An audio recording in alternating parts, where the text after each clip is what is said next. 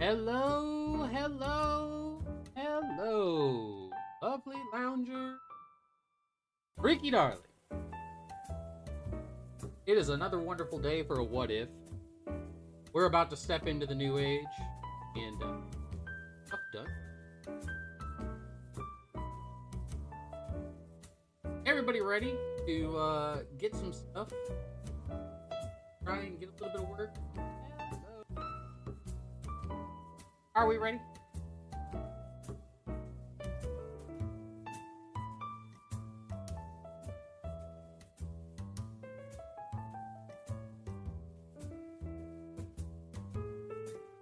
Gonna be drawing together with me? Awesome. Oops, there I am. Hello, everybody. I am your eldritch gentleman, tentacled mangaka, proprietor of the Tentacle Lounge, Malik Torrehane. And today, we are here for What If Weekly in Dragon Ball New Age. Regulus, how come GT Pan is younger and shorter than the taller and sexy Bra? Design choices. I don't know why. I think that was operating under the logic that Pan was supposed to be younger than Bra at the time, but they've since retconned that. Draw me like one of their French comics. Dude, hey, I can't lie, like, even though I don't really care much for American comics, the French pump out some seriously good books, let me tell you.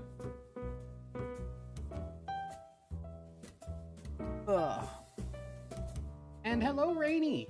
So we got Rainy, Regulus, Angel, and Isabella all here today so far. Before we get too far into our stuff, just wanted to let everybody know, in case you guys didn't see, the chat, because of the mishaps we had last week, chat has been set to subscriber only. You have to be subscribed for a certain amount of time before you are able to chat.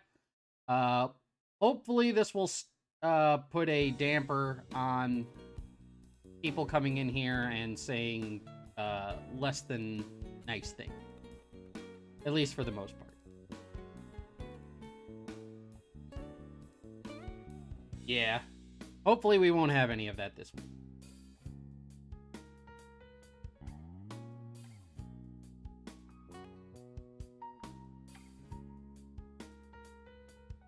But here are what we have for the week. We are continuing the Caulifla story with Frieza looking mildly perturbed by a new playmate, followed by also something to do with a new playmate. This is the Bobbity turned good story, I believe.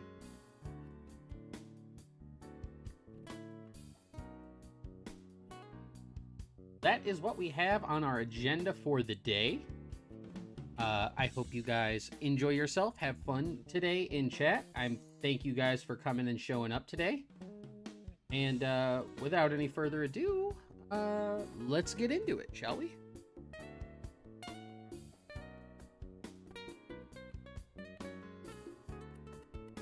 Let's not focus on that stuff. Let's let that go.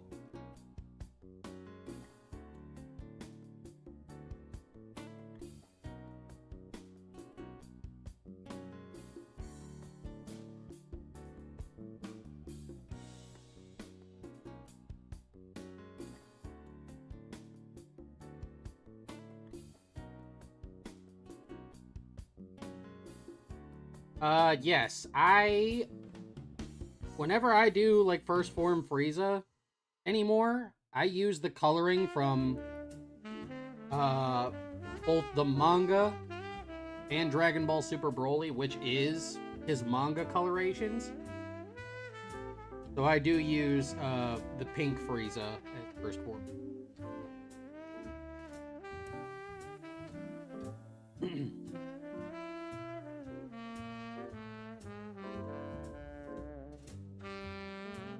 Usually, anytime I'm picking a color, unless it has not been, like, shown in the manga, I usually defer to manga colors. Anims, hello!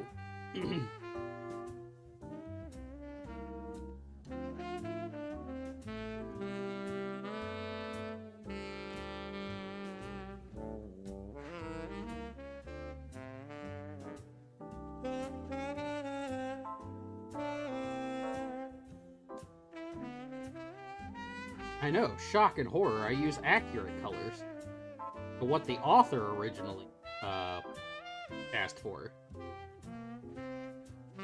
That's also why, like, whenever you see me color like Goku's gi, I always use the golden color that it was referred to in the manga rather than that the orange color that you always see in the anime.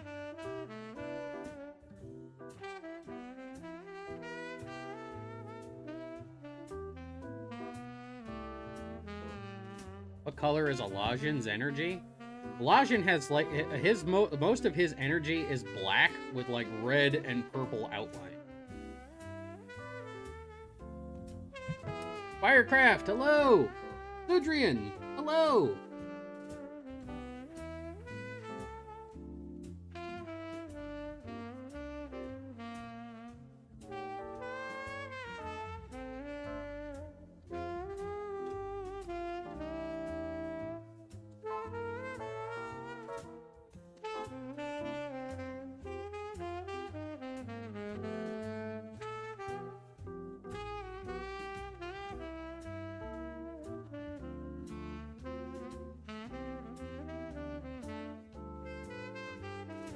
You're still practicing coloring? Watching your streams has helped you? Aw, that's awesome.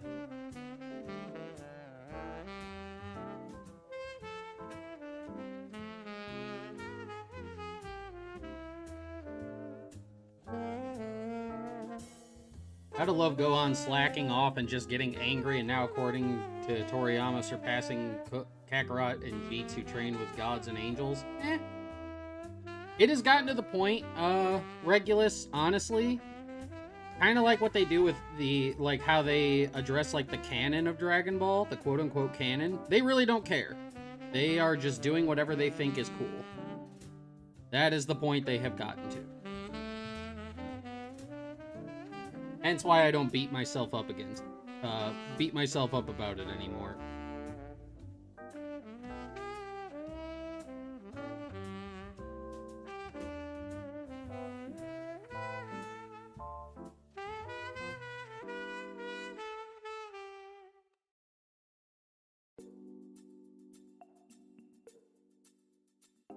It's honestly not something to get bent out of shape about anymore. You know, it's just the state of the matter of things.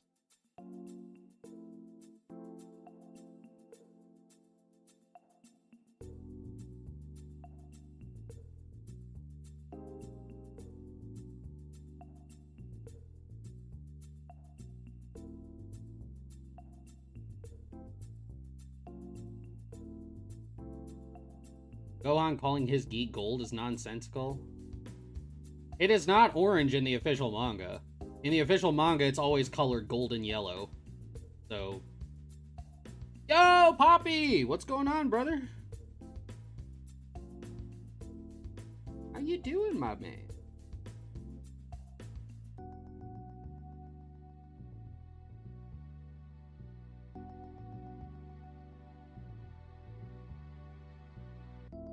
We are out here. We're out here doing our thing. Everybody in the game trying to do their thing. Yes, Isabella, your art has been improving. You're just waking up? Yeah, I know that feeling. I was fortunately able to get up at, like, relatively a decent time. But,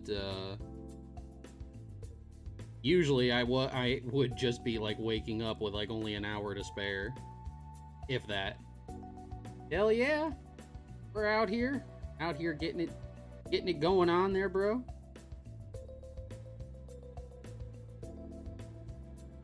We got this Like I said, we got this one with Frieza and Caulifla, and then we're gonna have Zeno with Babidi.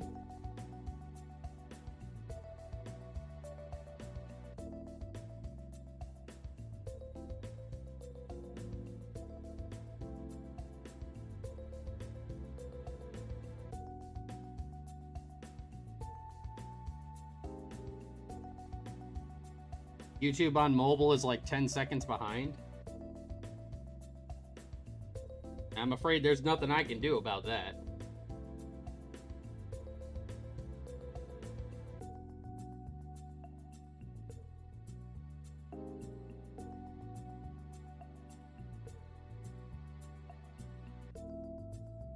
Frieza actually isn't holding Caulifla in this. She's kind of just like jumped into his like transportation bubble. Both of his hands are down. She's just like kind of sitting there. JJ, hello.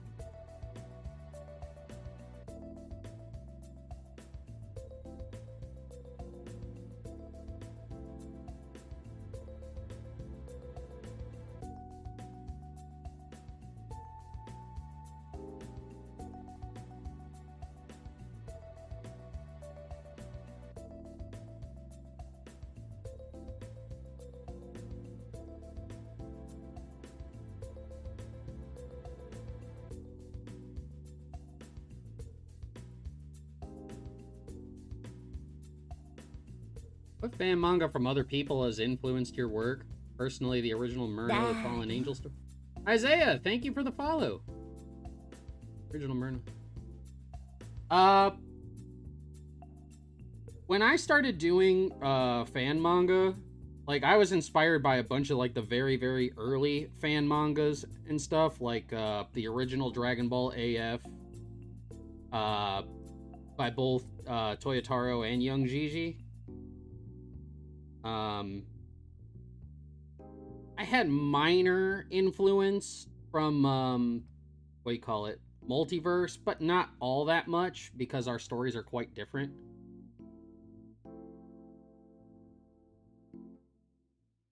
How would you translate Makan Kosapo to be accurate but fit the title? Well, like, how is Makan Kosapo, like, what is its official title? It's not the special beam cannon.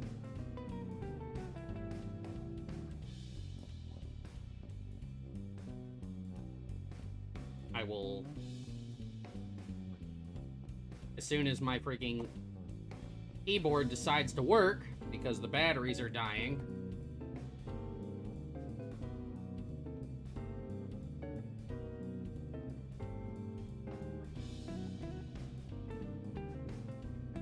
Hold on a second.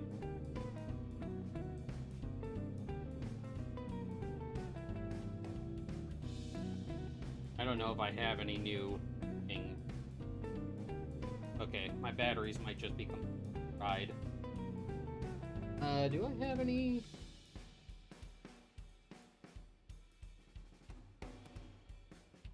I've been putting this off for I possibly.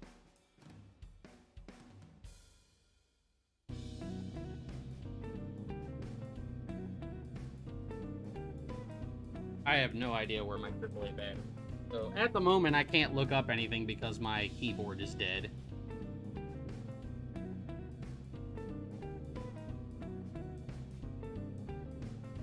Toyotaro went.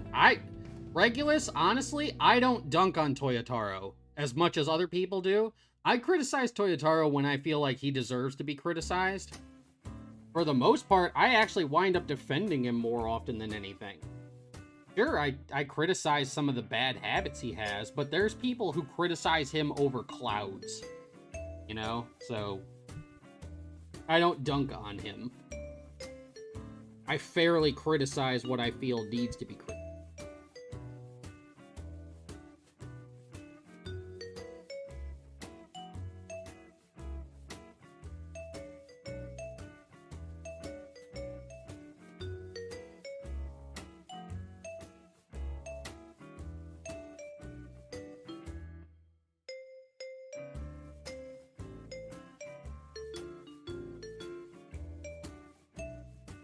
Oh yeah, One Punch Man has been immaculate.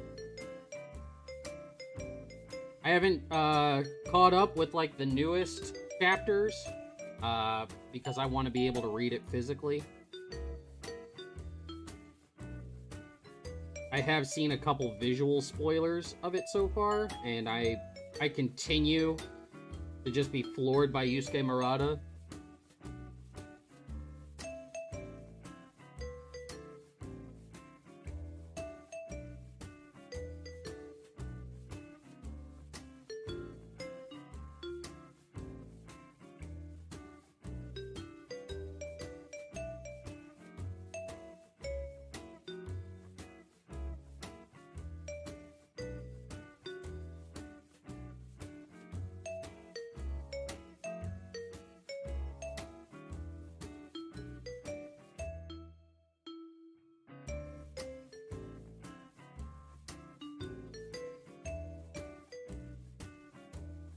Hey, Isayla.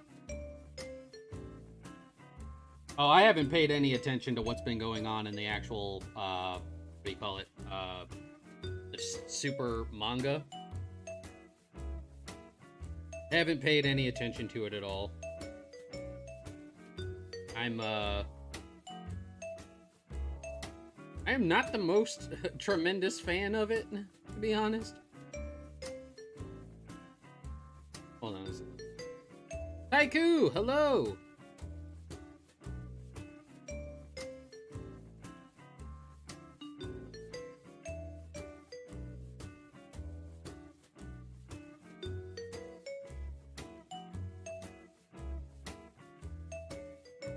Okay. Alright, so here, hold on a second. I looked it up on my phone. So, Makankosapo literally means demons penetrating killing light gun. So the whole... So in a way, like the Viz translation of the English name, which was called Light of Death, is actually not that far off. Of course, they couldn't use stuff like that, but...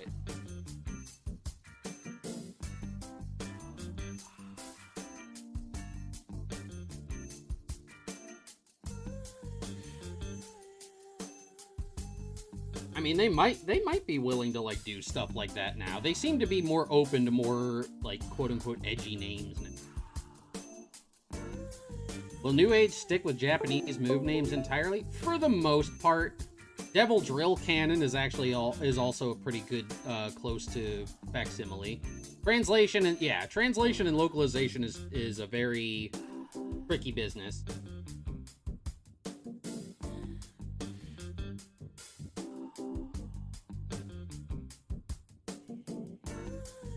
Demon Light Piercer. I would think if we were going along those lines, maybe more like Demon Piercing Light.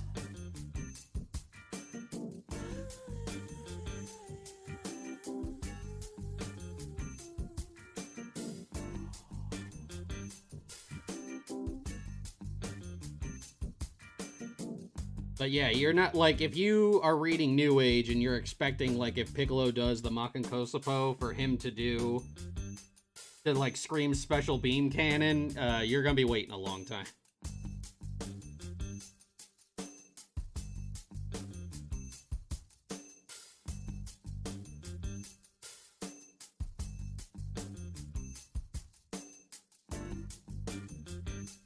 Yeah.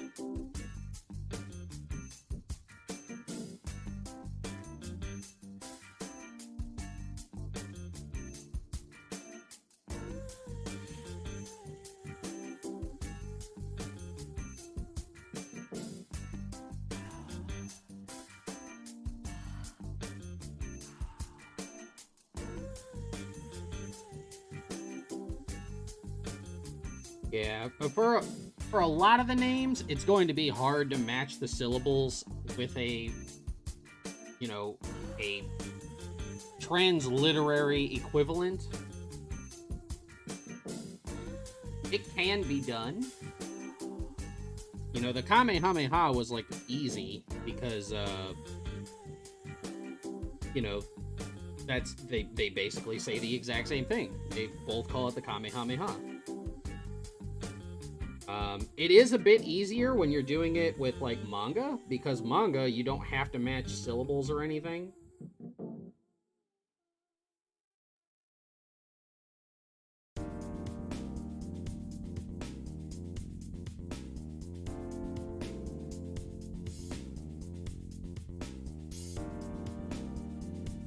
Manga's just a bit easier on your translations.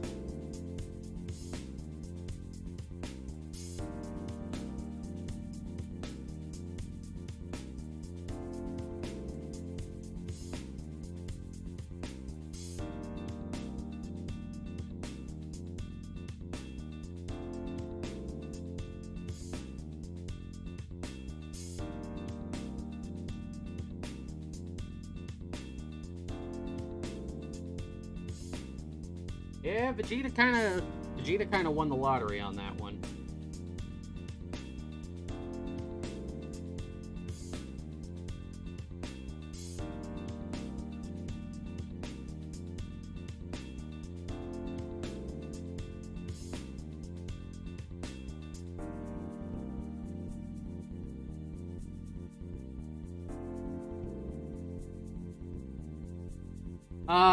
They changed it to Destructo Disc back in the day because that was the time when we had to that was like the height and age of like the 4Kids era of translations, where you had to localize everything for an American audience and make it more superhero-y and quote-unquote marketable, because we couldn't offend our delicate American sensibilities by calling it a Kienzan.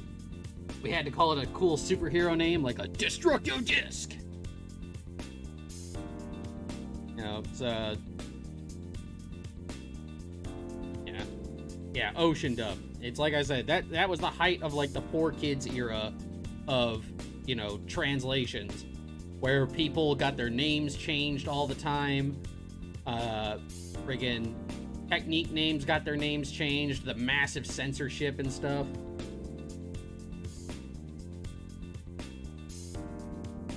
A bygone era of translations.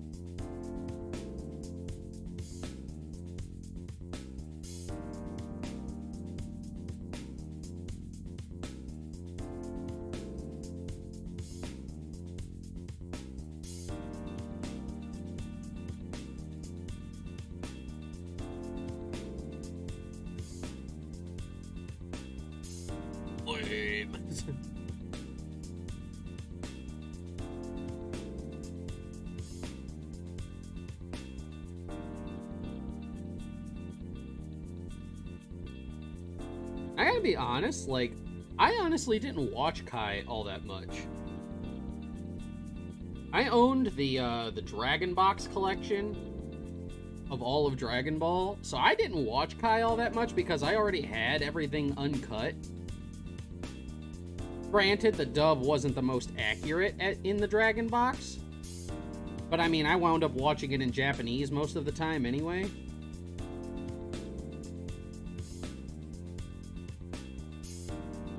So, like, the whole, like, Blue Popo and all that other stuff, kind of, hey, I missed the boat on all that.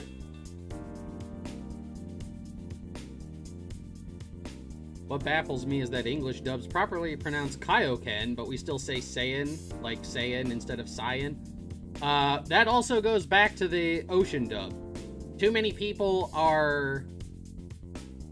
Yeah, we eventually properly pronounced it.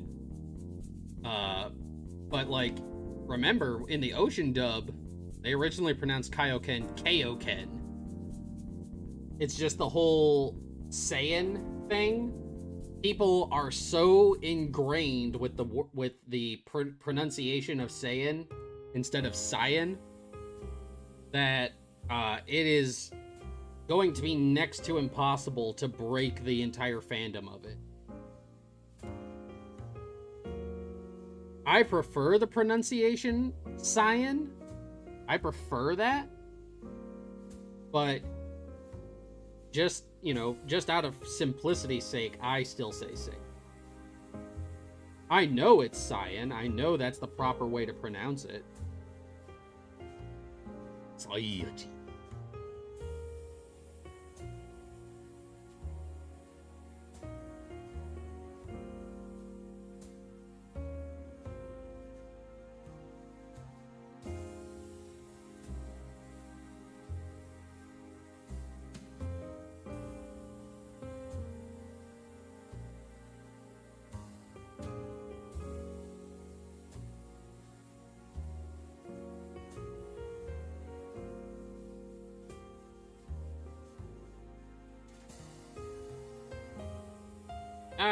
It didn't really bother me either way.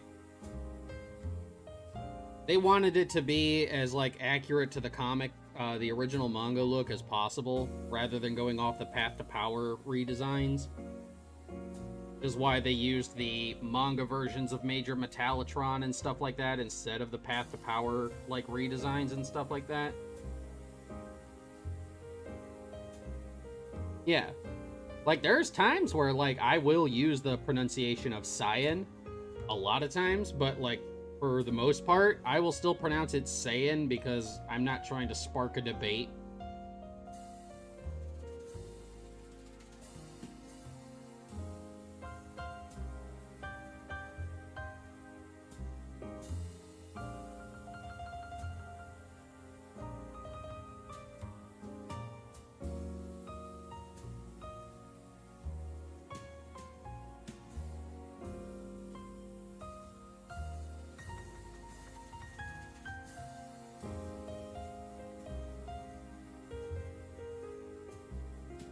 Do I prefer Bulma with purple hair, the lavender hair, or blue hair?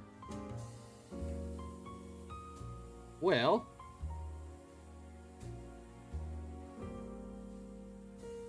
I, for one, I don't like, when they redesign a character and they change something like that. So, like, Bulma, for example, right? Hey, Cade, what's going on? No, my keyboard wants to work now. Okay. Maybe my batteries aren't dead just yet.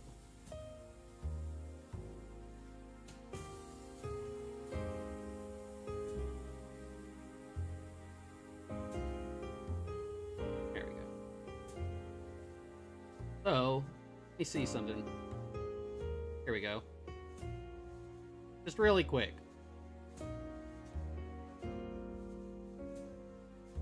Karin? Yes, Karin is blue. He's not white.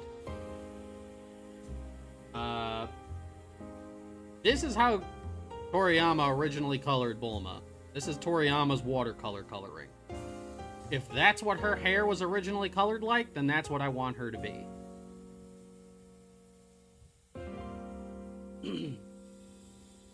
Trunk should have stayed lavender. Yep.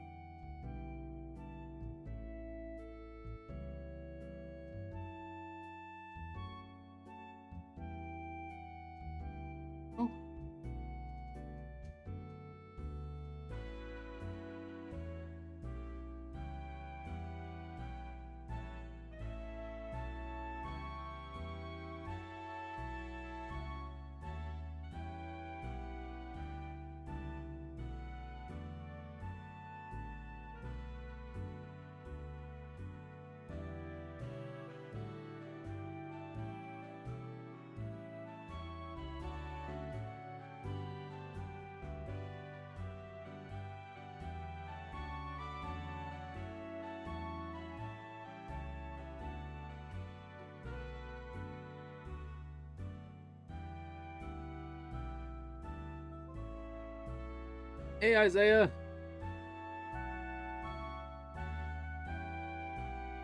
Yeah, blue was the original intent all along.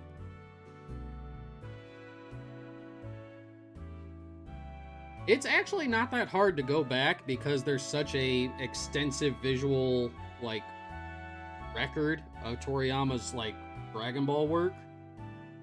It's not that hard to go back and, like, find, like, images of what he originally intended colors and stuff to be.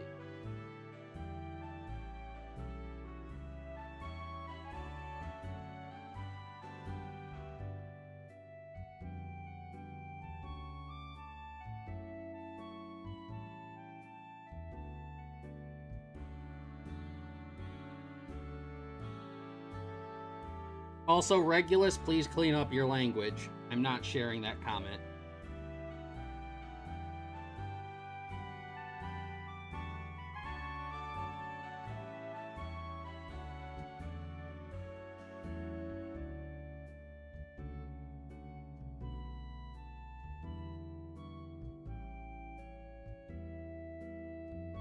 That's your only warning. Clean up your language.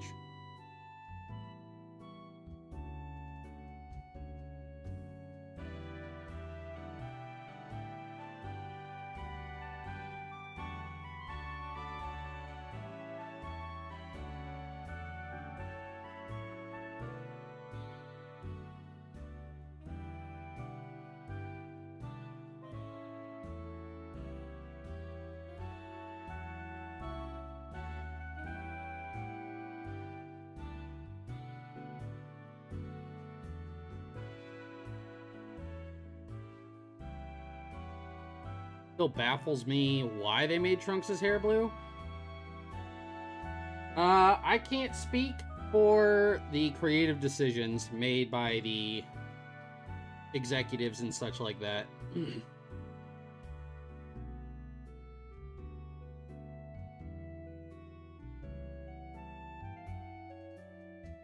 Android Zero, hello! Welcome to the lounge, my friend.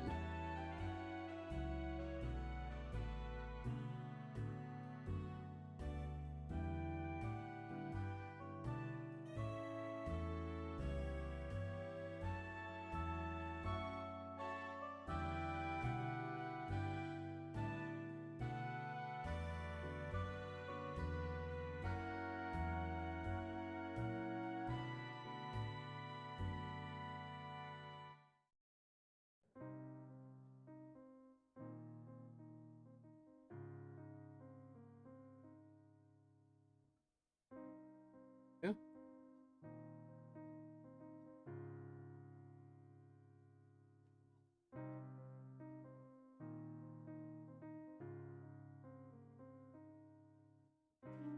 A good-looking Frieza? Thank you.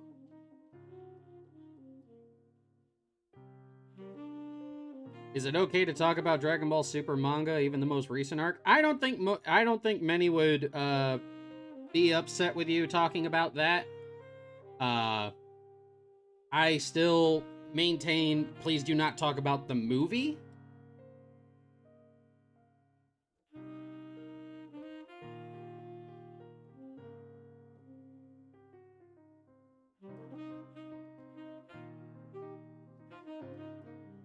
Yeah, the whole, like, that was the thing that was even more baffling, is you've got future Trunks in Super with blue hair, but present Trunks, who grows up to be him, has purple hair.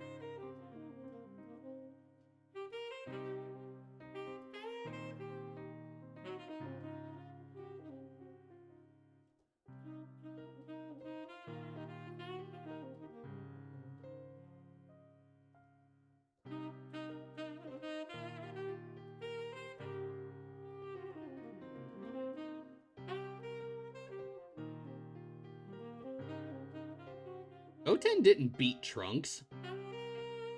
Trunks beat Goten in the tournament. And Pan has never fought Bra. Bra isn't a fighter.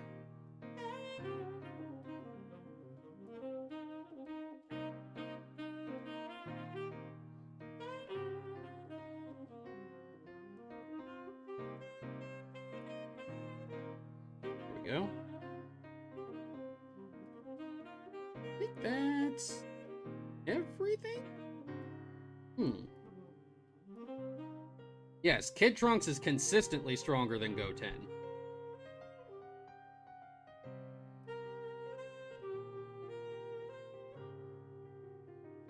But the fact of the matter is that Trunks still won.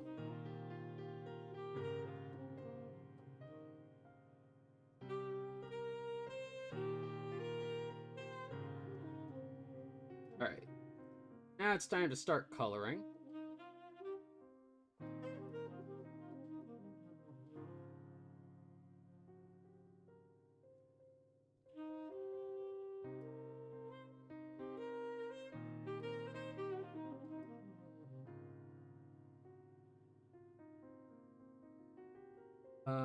Where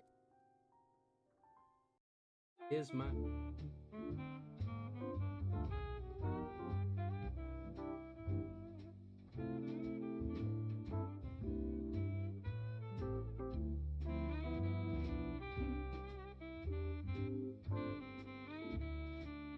There it is.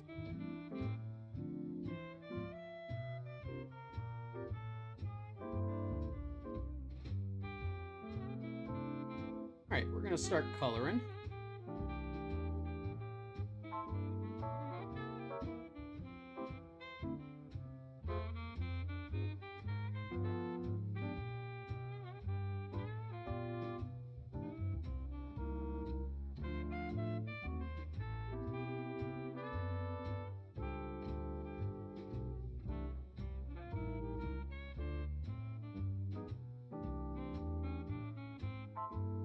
Why cheat if you're stronger?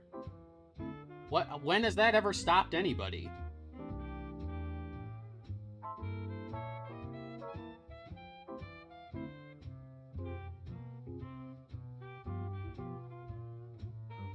Being stronger does not necessarily mean you'll be an honorable fighter.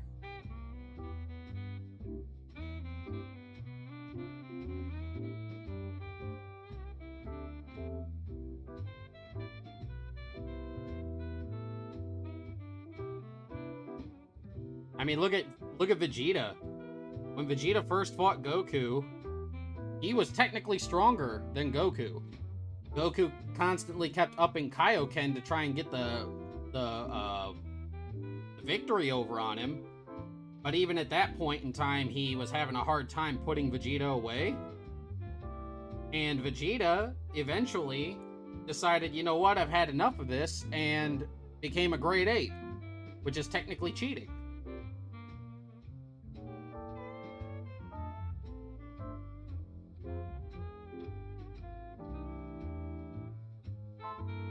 All a matter of story.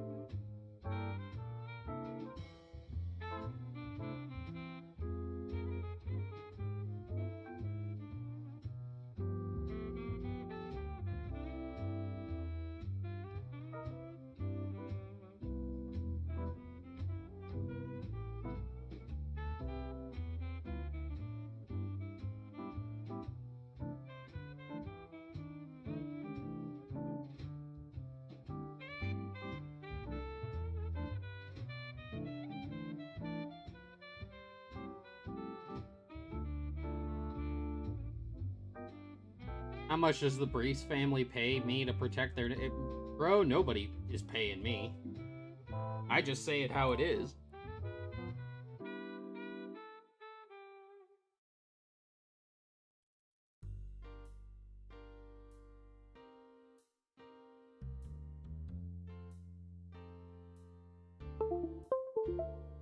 Most of the time, like Ozaru forms, their hair normally reflects the hair that they have IRL. Not always, but for the most part. So I'd imagine if Caulifla did turn into an Ozaru, her hair might be slightly spiky.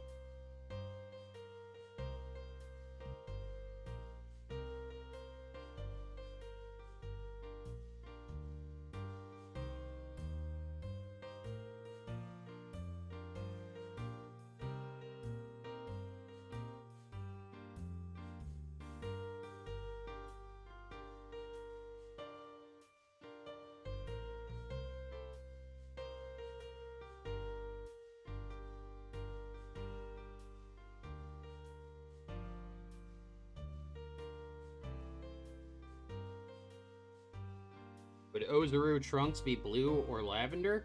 Oddly enough, I think Ozaru trunks would actually just turn into like regular, like colored Ozaru. I don't think your hair color has any effect on your Ozaru transformation. That's me personally. Sadly, we'll never know because I don't think they're ever going to have Trunks become an Ozaru.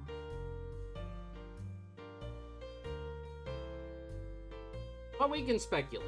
And I personally think that his Ozaru form will be like your standard like black Ozaru.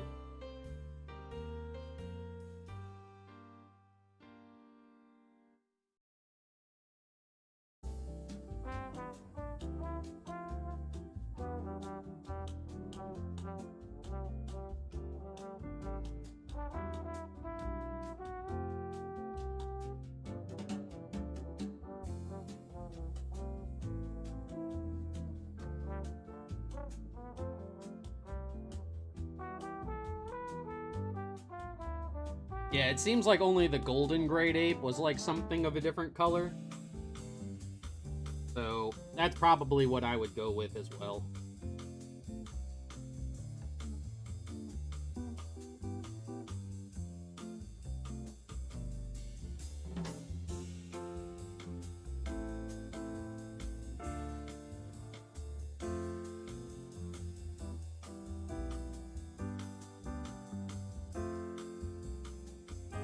I was sure that I had first form Frieza in his arm.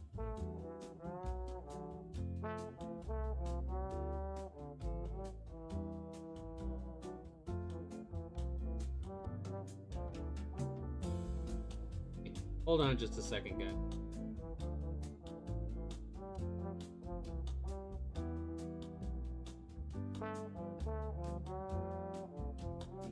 Honestly, Purple Tiger, the less Super Saiyan forms they give people in Dragon Ball Heroes, I'm all for it.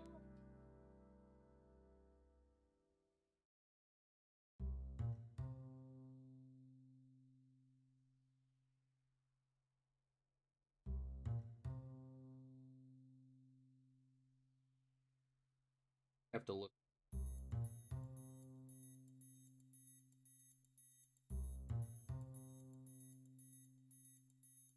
Form for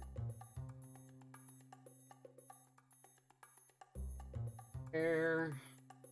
Nation Honey Frieza color. That's what I want. Okay, so he's got yellow and black.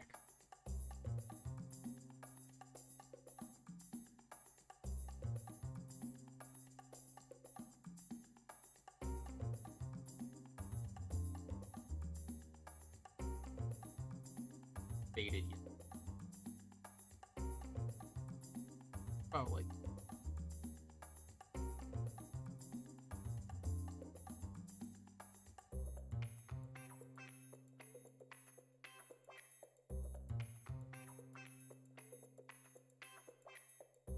Oh.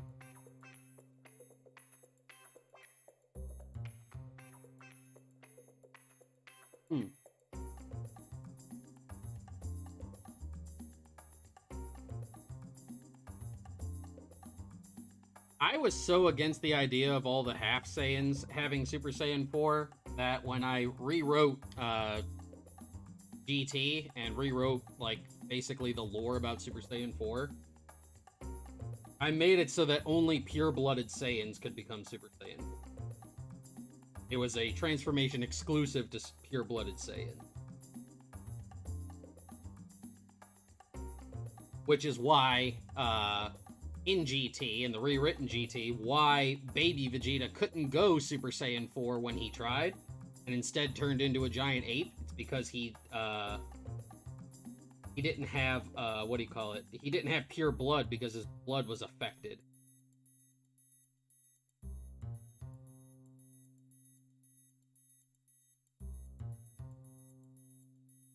Here's my Khalif.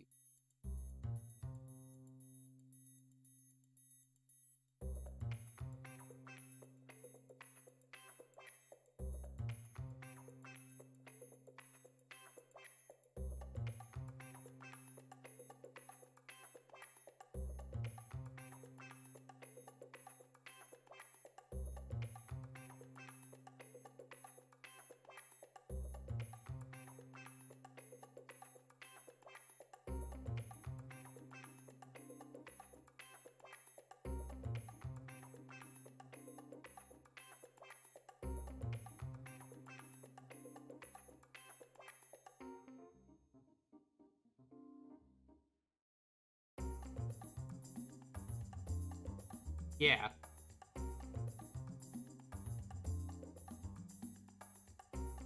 Indeed they did. Toyotaro did a lot of things in Dragon Ball AF.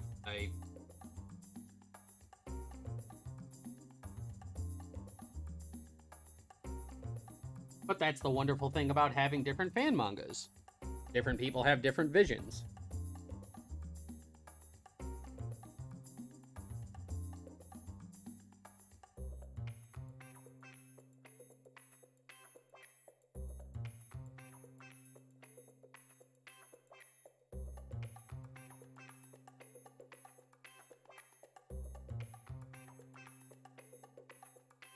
Why am I giving Frieza his flashback colors?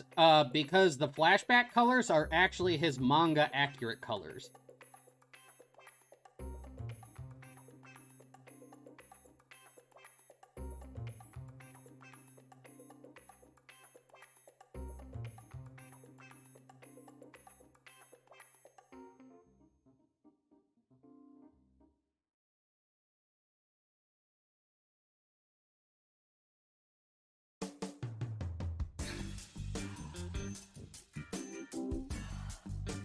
Yeah, one of the big things about, like, that whole flashback from Dragon Ball Super Broly is that they attempted to keep Frieza's colors accurate to the manga, and that's why I choose to use those.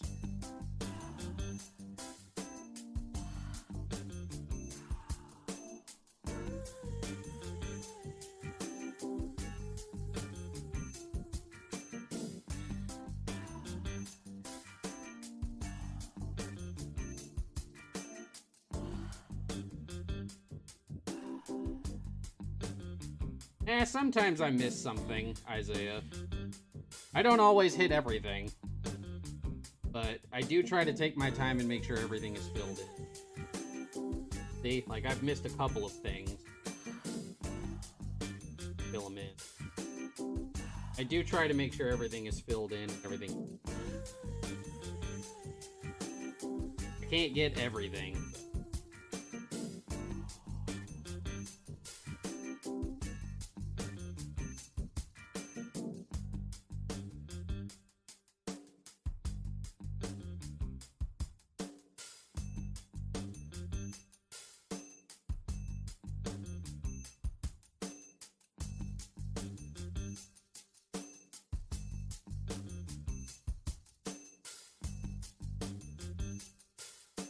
No, I will not.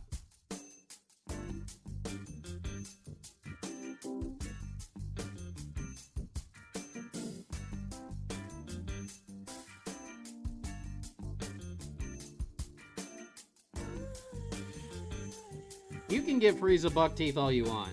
I'm not.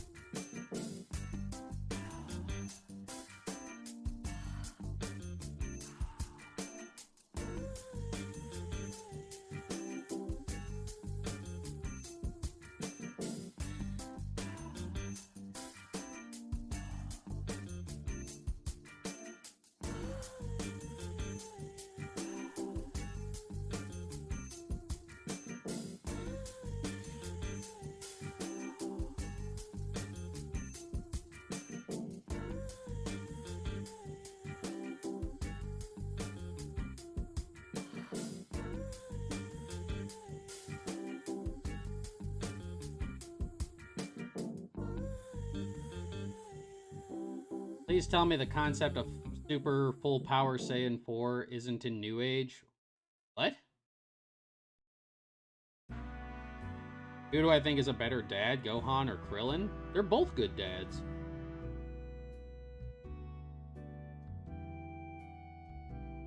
Think we'll get the anime returning in March to celebrate the 10th anniversary? Probably not.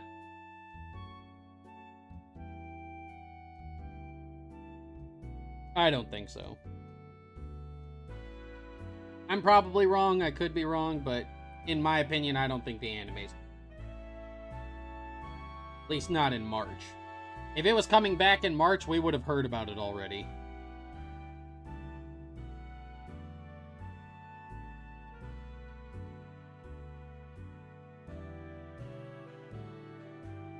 An X that doesn't exist.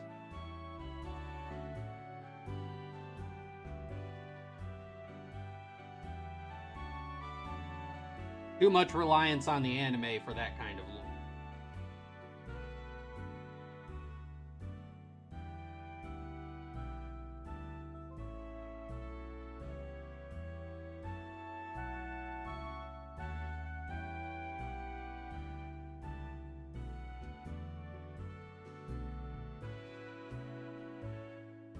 Yeah, Aaron, like PyCon and a bunch of other characters, are filler-only characters. What the heck are you looking at? The Tomorrow's What If can't come quick enough? Basically, this one was told me, it was told to me that,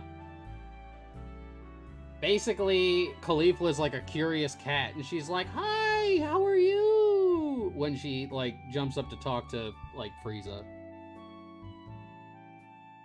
Like, she does not, like, comprehend that this guy is, like, is evil McBad guy.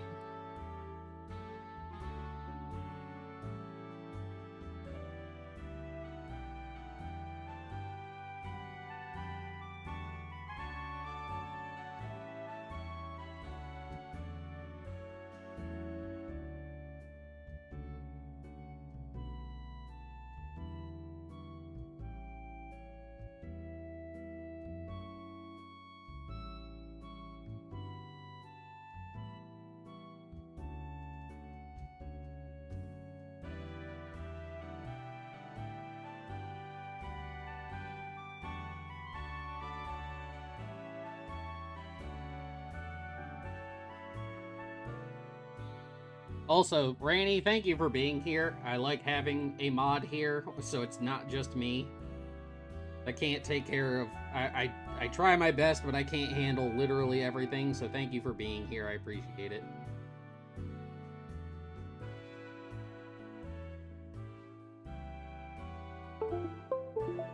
I see full power Super Saiyan Broly as another grade or straight just what happens when going 100% in Ikari.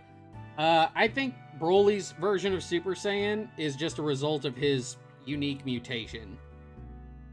Broly is not a normal Saiyan. He is an anomaly. He's a mutant.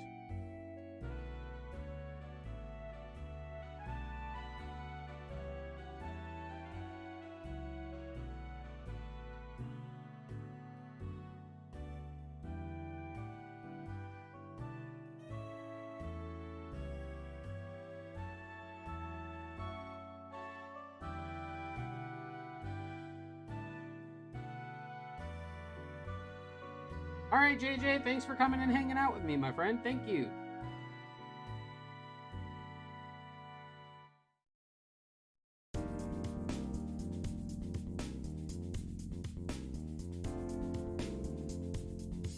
No, he has not. Masako usually gives me the briefs for these the week of. I don't usually get briefs, like, noticeably far in advance.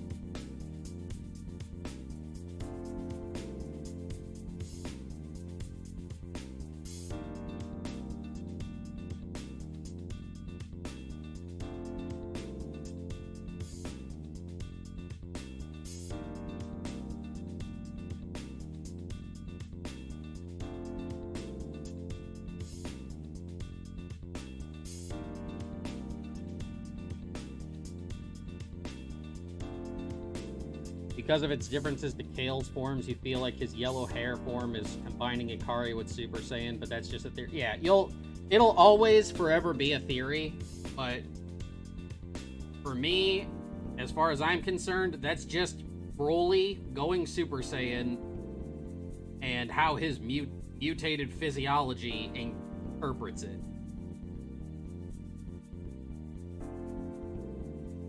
But Toei Animation doesn't really care. They don't care about canon. They don't care about, like, you know, narrative consistency or anything else. They are basically doing everything by the rule of cool. If it's cool, we're gonna do it. If you don't like it, well, that's just too dang bad. That's the way they look at everything.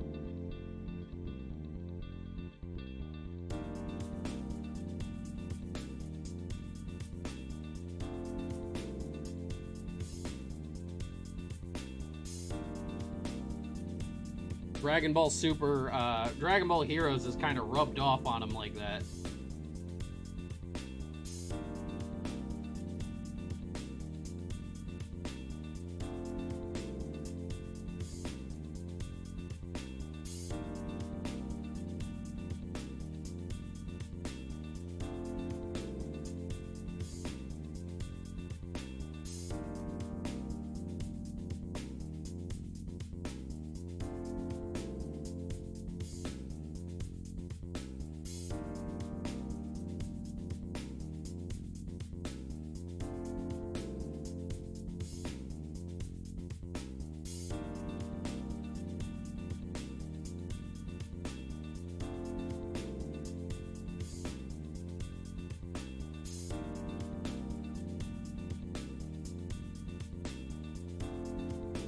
Aw.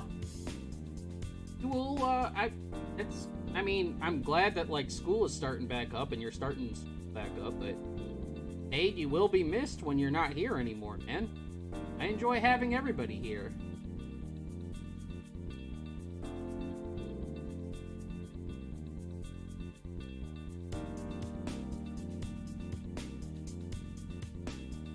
Having you guys here is what makes these streams fun to do.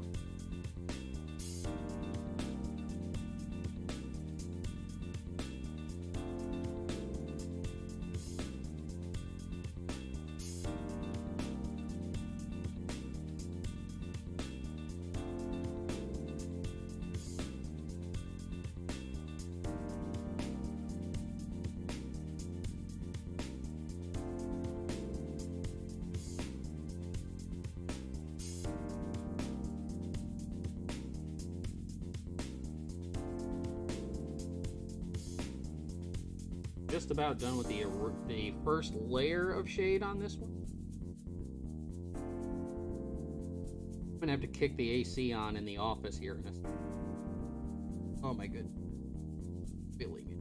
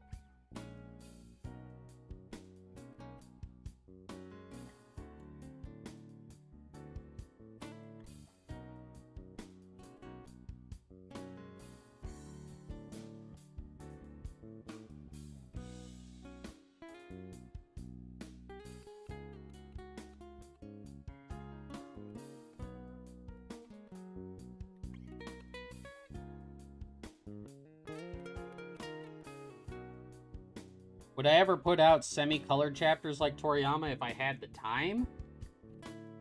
I'd considered it before, like doing some things like Toriyama used to do, where like he would color like the first like 4 to 6 pages of the manga, or like occasionally he would color like an entire chapter with just like basic like 3 or 4 watercolor colors. I sadly have, like, way too much on my plate, and I'm not as good a colorist as he is, in my opinion, so I just kind of just stick to what I'm good at, and, you know, art is my strong suit. The coloring isn't so much.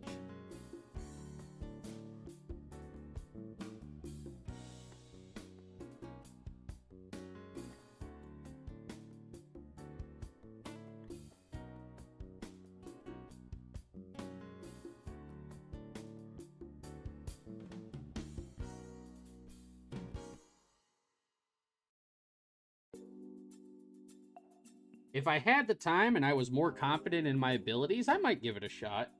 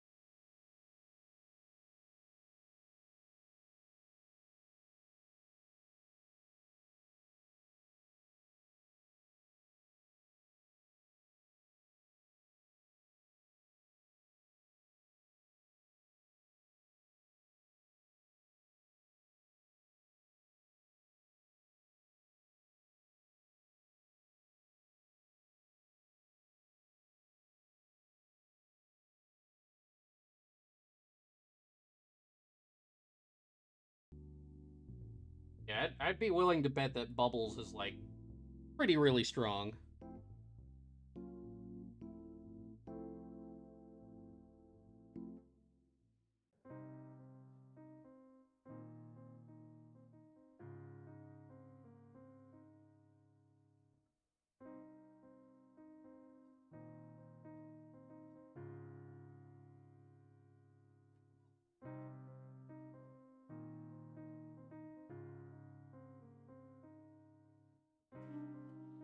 Yeah, like I said, Isabella, I appreciate it, but you don't have to tell me why you can or can't.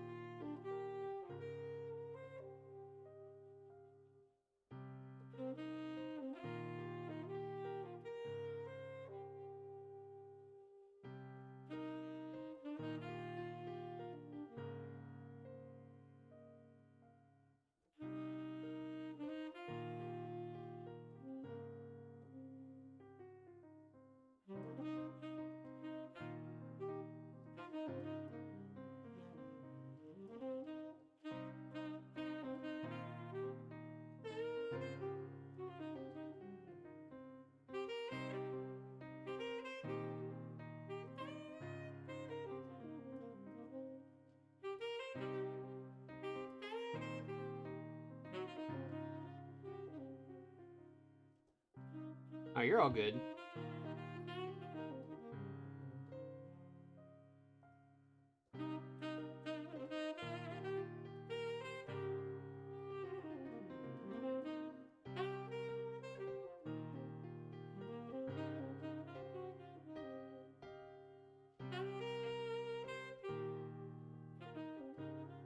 Fun fact, Gregory is a filler character. He doesn't exist in the manga.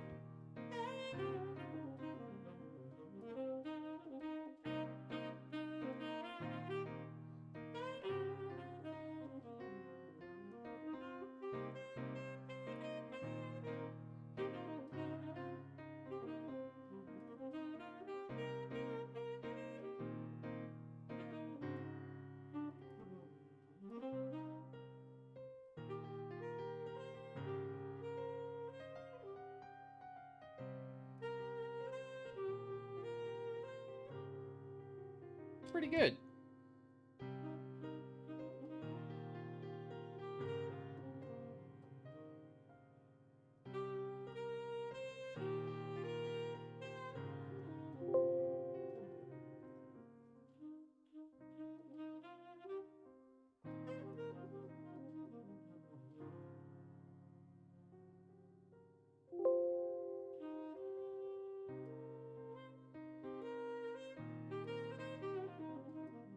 There we go.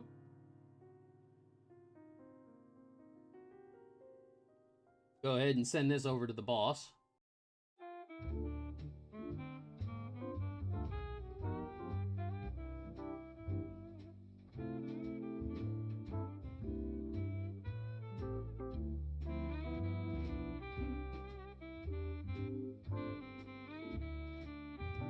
Oh.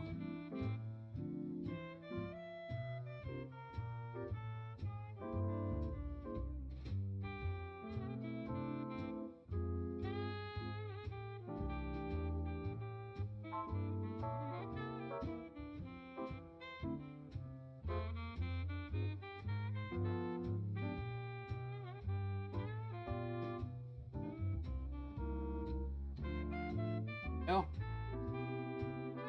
Masako might not be able to get to it right away because he is currently doing prep for a lot of things. So, and wait to hear back from him.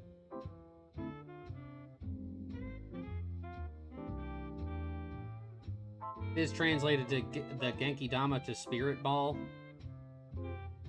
Weird because it's a mix of the local and authentic names, yeah. No, they kept Genki Dama in Viz. I think at one point they called it, like, when Kaya-sama was talking about it, he called it a Spirit Ball, but they always called it the Genki Dama.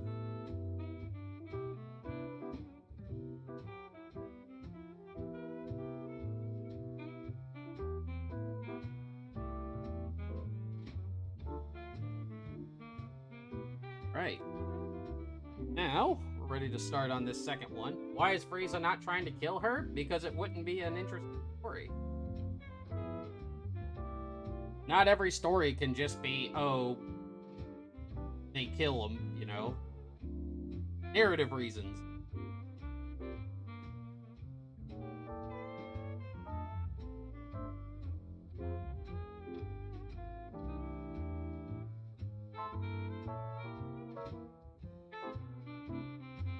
Yeah.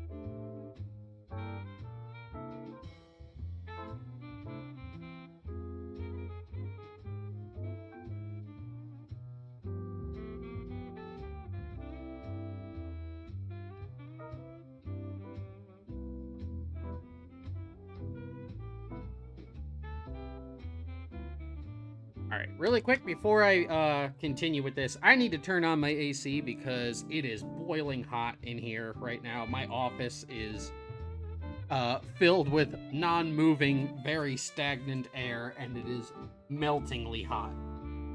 2 seconds.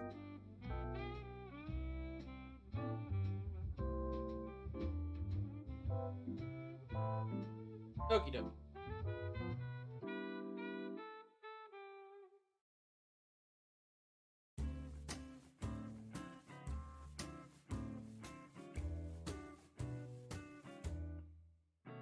Again, Brian.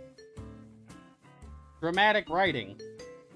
It wouldn't be very dramatic if Frieza just killed everybody he came across, like, instantly. Even with the Namekians, he kept them, he kept the Namekians alive long enough to learn what he needed to learn.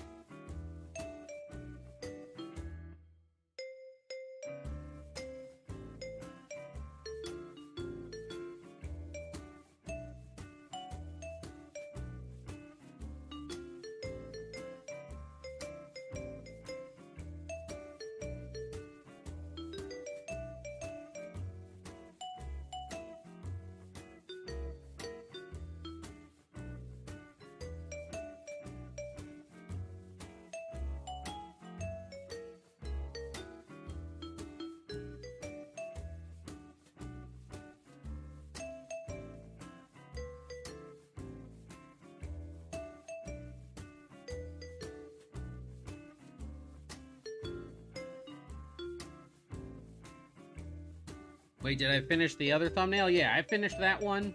That's how this one turned out.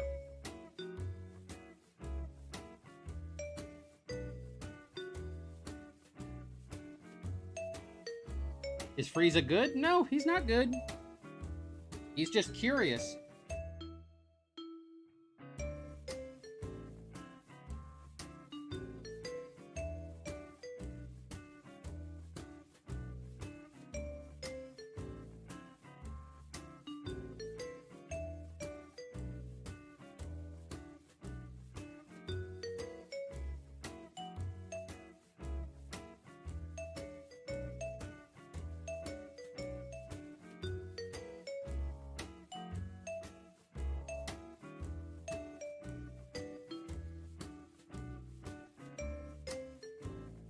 Is it a hot take to think that the Saiyan Namek story is the best story arc in the whole franchise, or do people like OG more? I prefer the original Dragon Ball, and I've said for the longest time that I believe the Saiyan arc is peak Dragon Ball. Because that was the... For me, that was like the last time that like training and techniques and stuff mattered, and it wasn't just all about transformations. Which is kind of what I felt like, you know, Dragon Ball devolved into. Which is, like, when people, like, contact me and ask me to, like, you know, ask me for advice on stories. Like the one guy in particular, he wanted to introduce like 5 transformations in a single arc. And I'm like, dude, transformations do not a story make. They are supposed to be window dressing, and if you're introducing 5 of them, and they don't play into the final arc at all, they're just power-ups for the sake of power-ups, you've lessened the impact of them. They have no impact. They're just there. For me, transformations and stuff have to mean something, which is why, like, Ultra Ego and stuff have so little impact and significance to me, because the impact of revealing those transformations is dulled significantly by making them out to be less of a big deal than they actually are.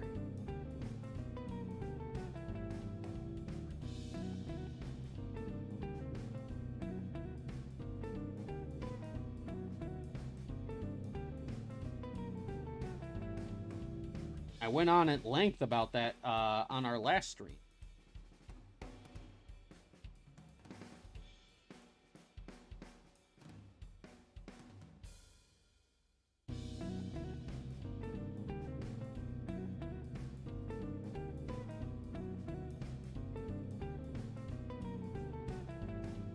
It kind of was, to be perfectly honest, Isaiah.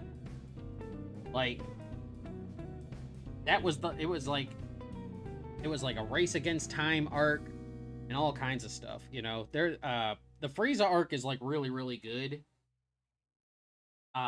It's just not peak Dragon Ball for me. It's still good. It's still a really, really good arc, and probably like my second favorite arc in the whole story. I just personally feel that the Saiyan arc is the peak of Dragon Ball.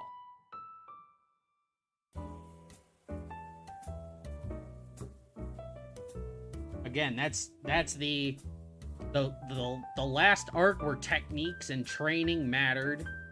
It before we devolved into nothing but transformations, and you know, just man, the weight and the significance and everything that we learned in that arc. That arc changed everything about Dragon Ball.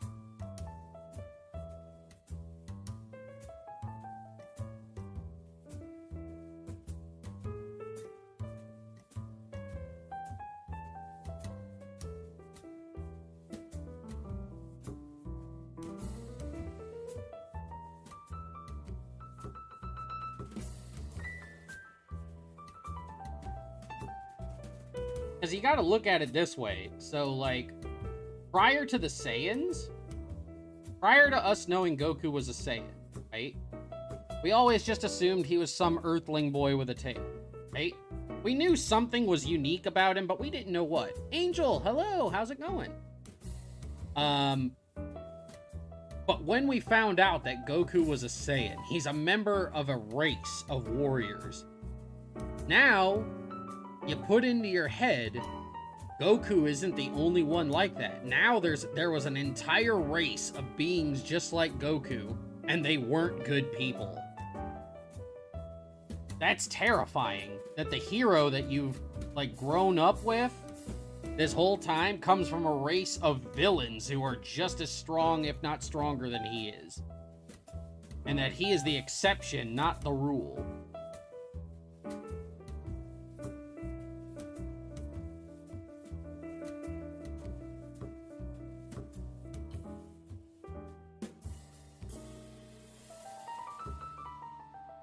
Yeah, Ryan, not all of the changes that I make, people are going to agree with. I personally think it makes more sense, you know, which is why I do it. But that's fine. People are allowed to have their own opinions of it. Some people want everybody to have Super Saiyan 4. I don't. Nothing wrong with that.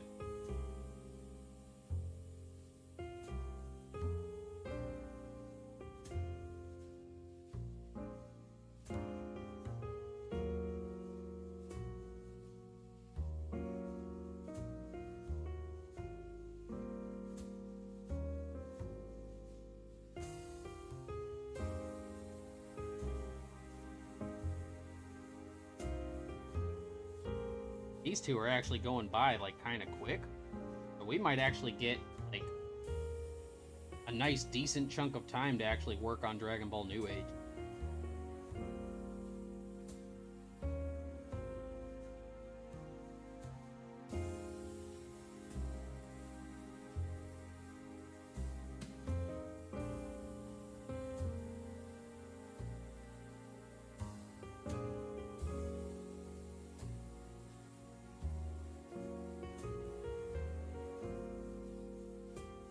It's like I said, I've said it many, many times before, Ryan. I don't insist that everyone conform to my preferential whim. Like what you like, just don't be a douche about it. Hey, there's no need to apologize, Angel. You're here when you're able to be here. That's all that matters. Everybody has their art. Wait, I do the art for Dragon Ball New Age? Of course I do. I've been doing it for like 2 decades.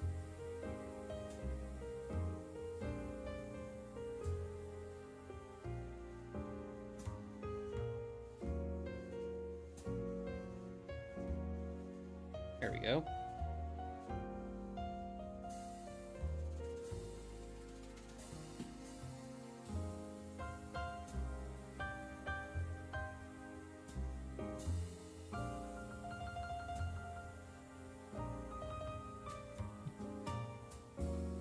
It's basically what this whole channel was predicated upon.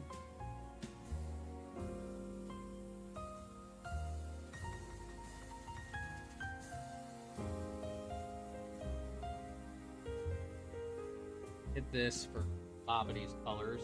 Bobity's colors don't.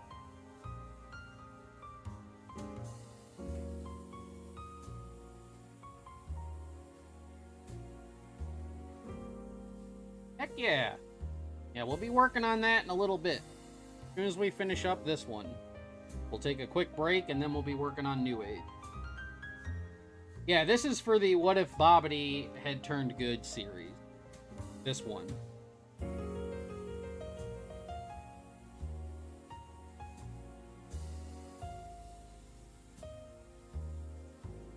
We'll get this one done, then we take a quick break. When I come back, we're gonna get work on Manga. Oh, we still got a ways to go before that happens. We gotta finish all the art and stuff for this. All the colors. All the colors. The colors, I tell you.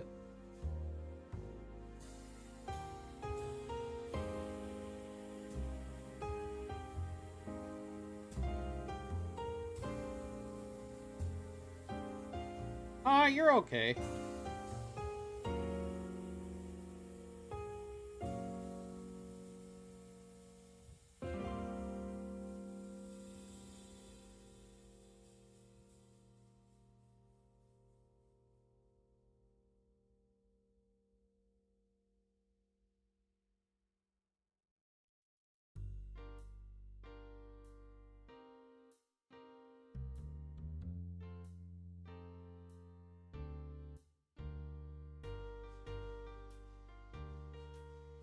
I keep switching back to that one. Not my intention.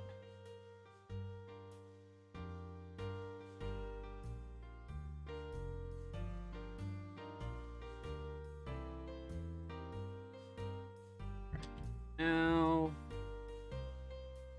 I don't know. Do I know? I don't know if I have any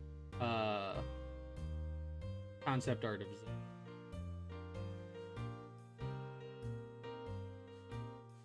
If I do, I think I only have like his outline colors, so I'm probably gonna have to look one up.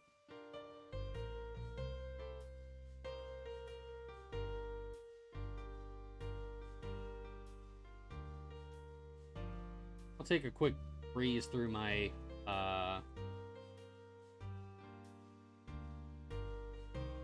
concept art. See if I have one.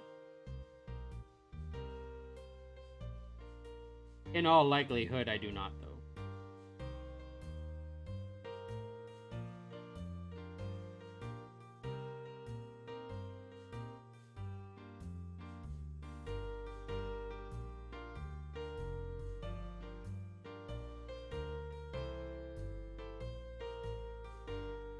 this.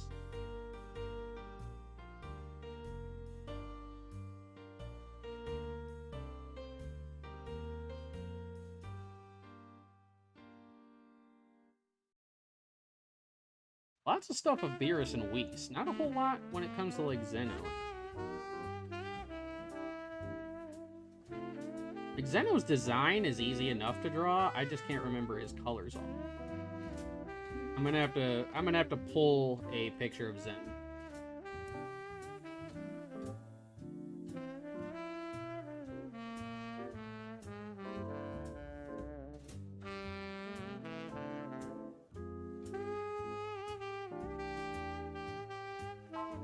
This will work.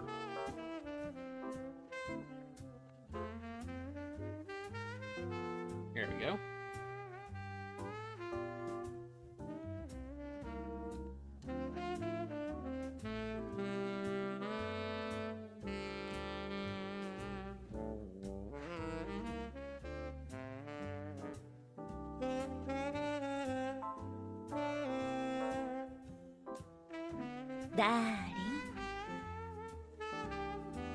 Pete, thank you very much for the follow. Welcome on in.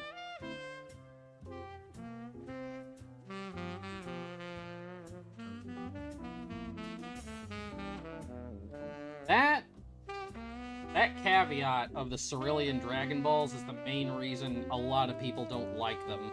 They don't like the idea of just being able to, like, do whatever the heck you want, and granting wishes far beyond their power for absolutely, like, basically no drawback. That's like when, why when I made the Black Dragon Balls of Dragon Ball New Age, they have a massive drawback. If you make evil or selfish wishes, they don't use up as much power. But if you make good and selfless wishes, because of their very nature, they use up more and more power and in turn drain more and more life from everything around them. So if you use them to grant a good enough wish, you can actually kill the planet that you're on.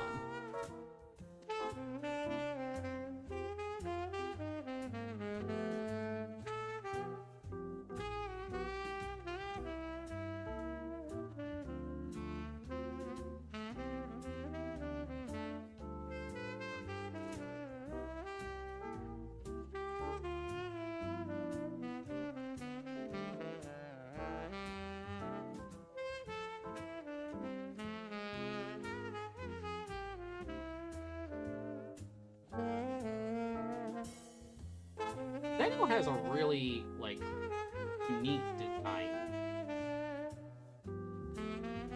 Design is fascinatingly...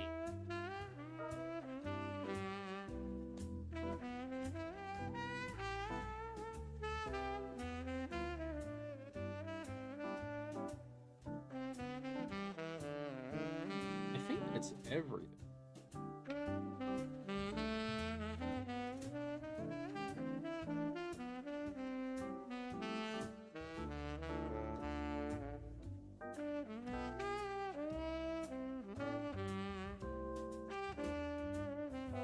Wish to Hakai universes 13 through 18, you kill all life in the multiverse? Probably. You could probably do something like that.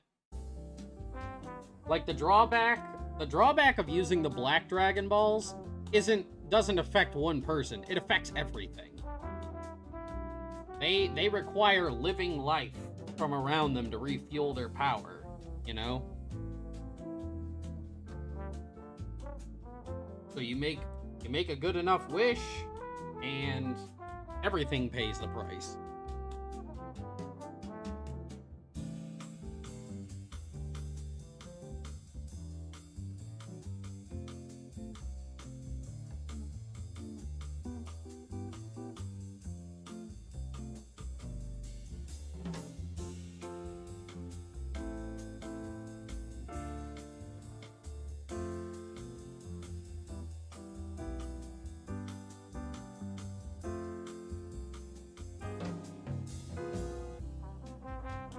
Me personally, though, I would never write for somebody to wish back those universes.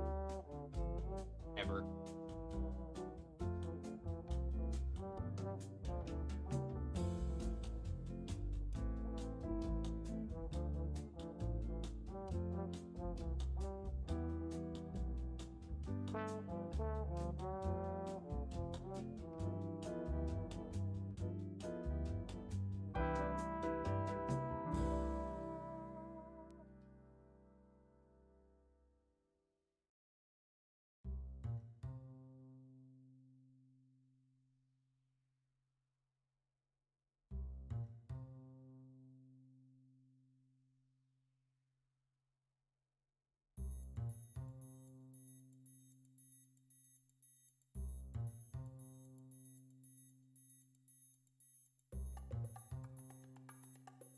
Hey, Purple.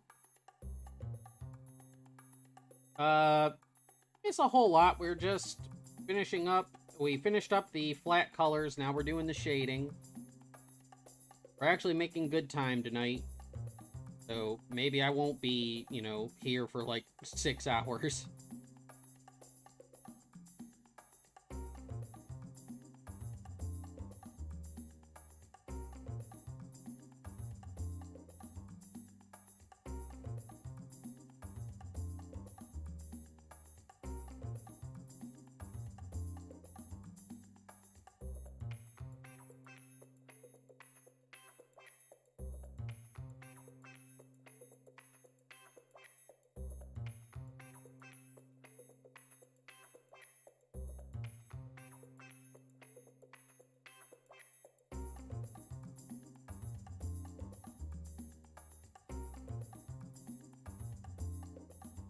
All right, Isaiah. Thank you for coming and hanging out. I appreciate it.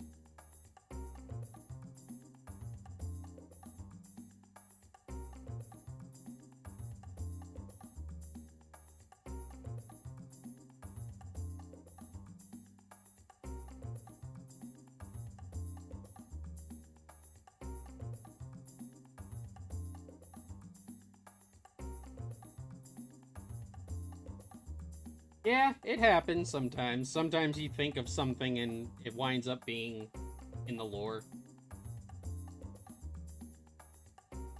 Isn't it in the lore that they only recently turned to water, or is that bogus? I'm not entirely sure. Um, if I'm remembering correctly, they've been subsisting on water since the cataclysm that almost ended the species. But I could be wrong.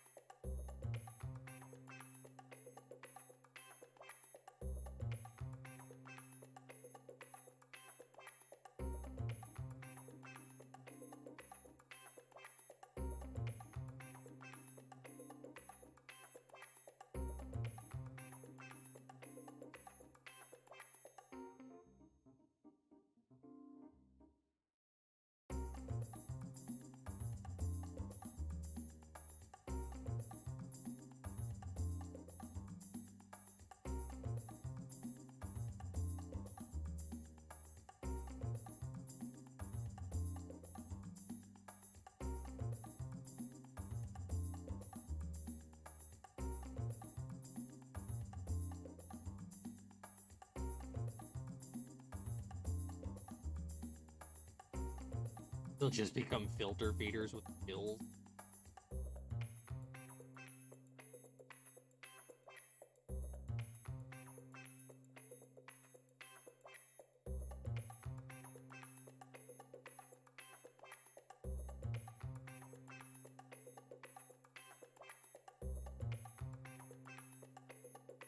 A long time ago, I actually had an idea for a Namekian villain for Dragon Ball New Age. That was like, quote unquote, like parasitic or vampiric. He was actually like searching for more Namekians because he absorbed life force to maintain his like life and youth. A lot of those concepts and stuff wound up getting reused for Elijah, and I eventually cut the whole evil Namekian thing.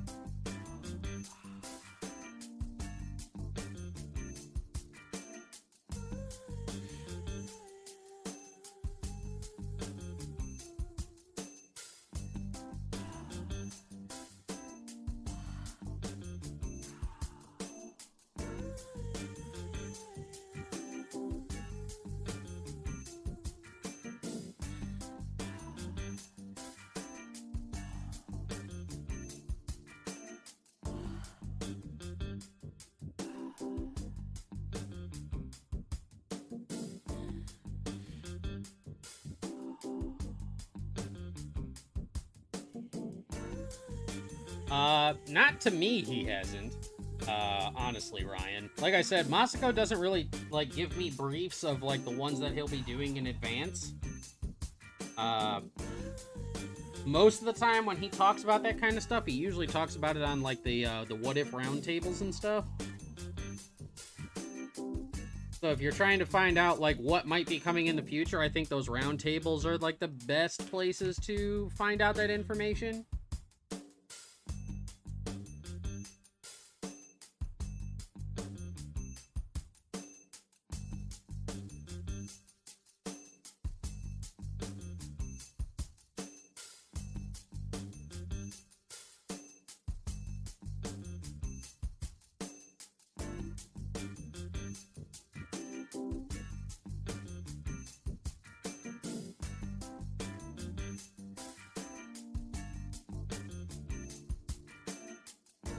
This one actually went by really, really quick. He actually did, like, this one was fairly simple, so this one actually, like, we finished this thing in record time.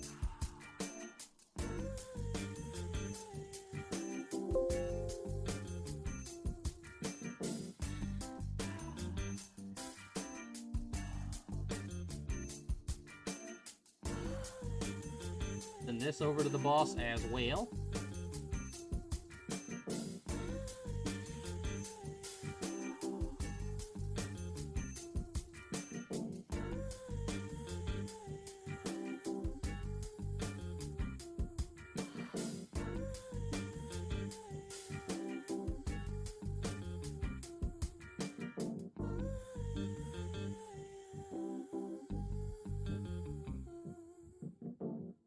There we go.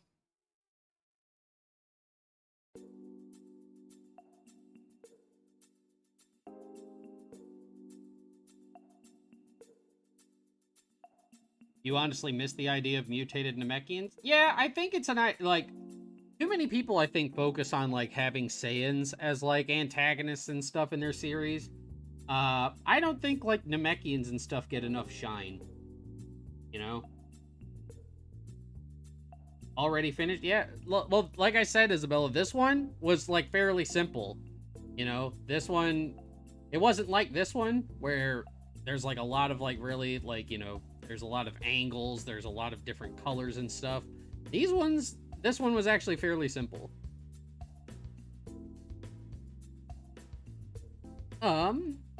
But now that we got those done, I'm going to take a really, really quick break. Let's see.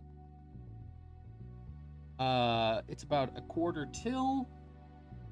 Give me about 5 minutes. I'm going to take a break, run to the restroom and stuff.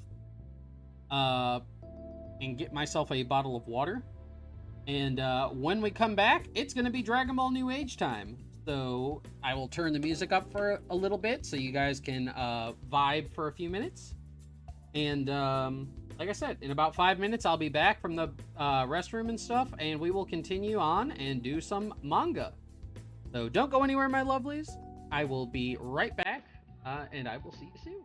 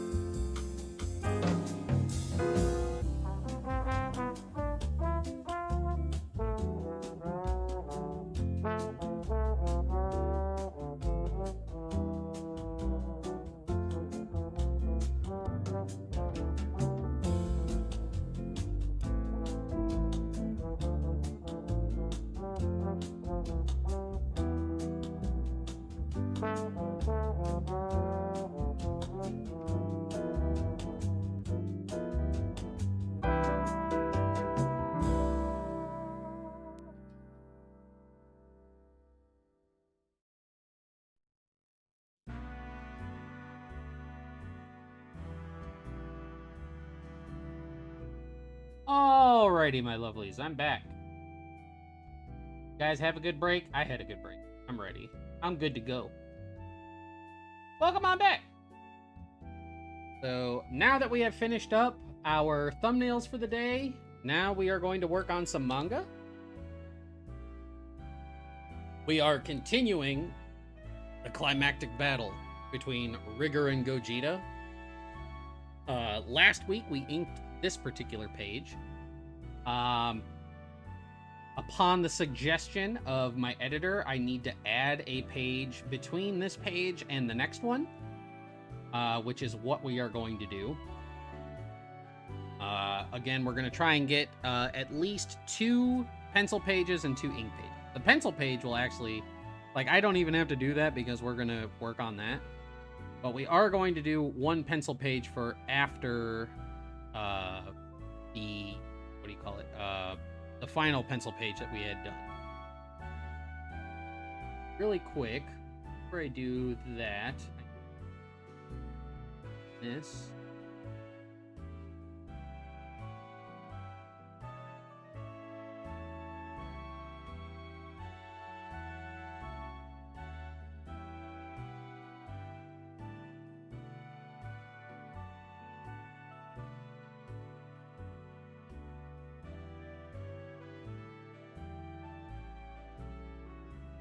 Okay. So, page. This is going to be the pencil page that we work on. And then we will go back and do the ink page. So 1 pencil page today and 2 ink.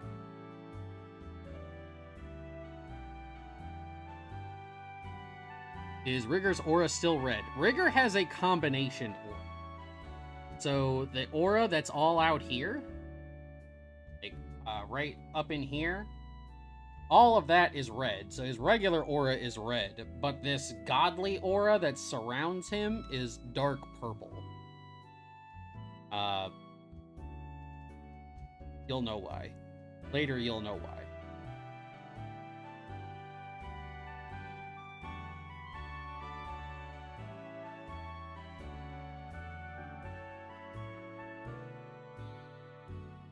But yes, his normal aura is still red.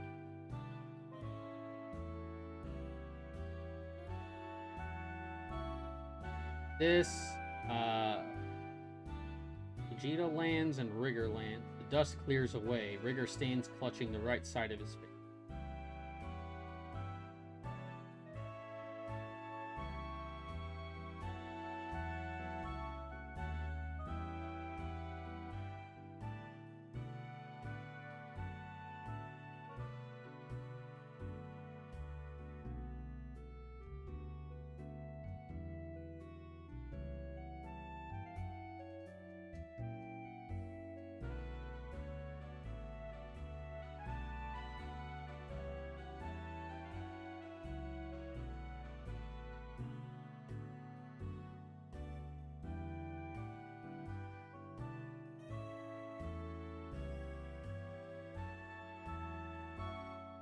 Down the middle. So what we're going to do is we're going to have Rigger right here with his aura boiling. We'll have Gogeta right here. Or actually, what we're going to make this one. We're going to have Gogeta right here and then Sapari right here. The next page is basically going to be a splash page.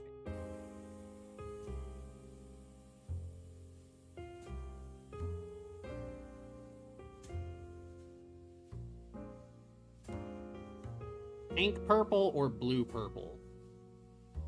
I mean, I just think like purple. Kind of like the purple that like you see everywhere around here. Kind of like, you know, it's purple.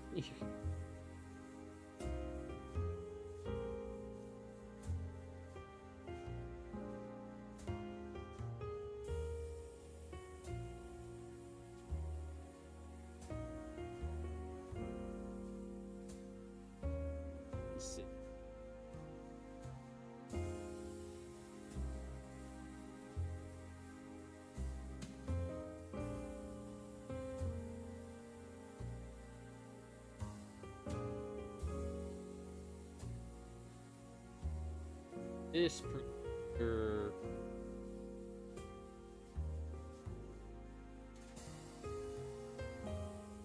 I think what I want to do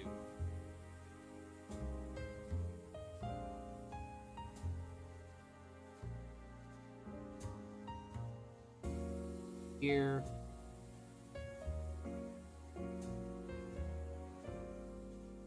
big old back.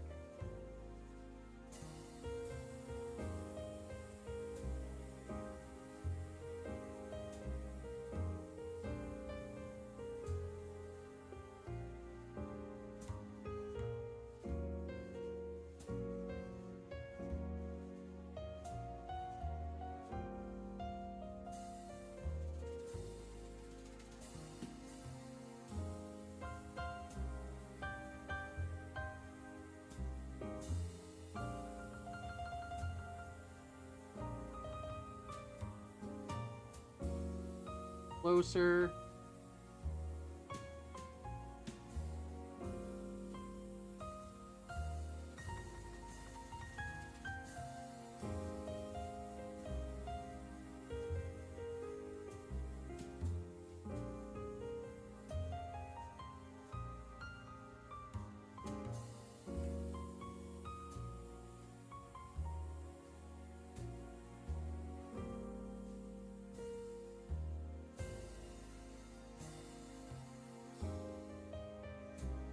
Body is like really starting to like swell up with this.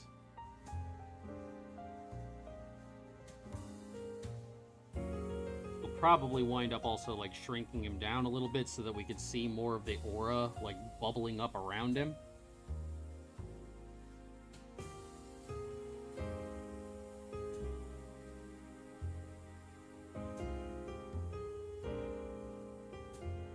Oh.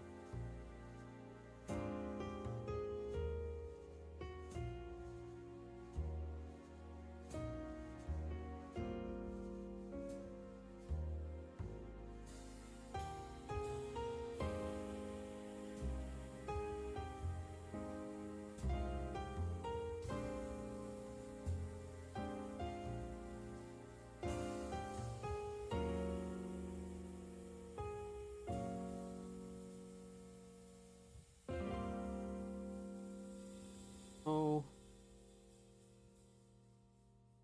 All kind of big.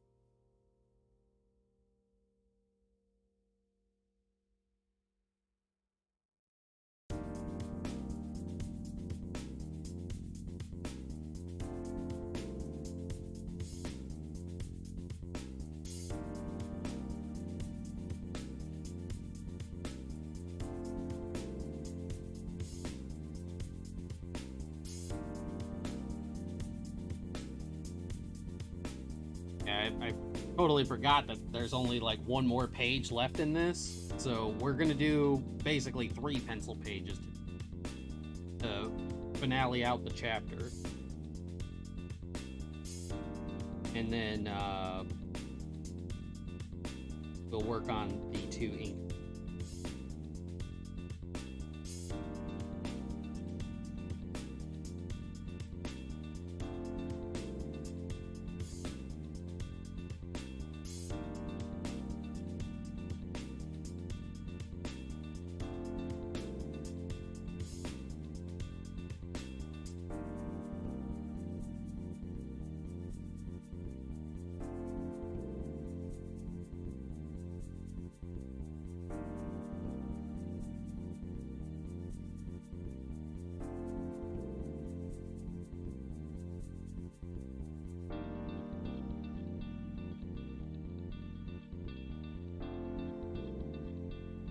Now,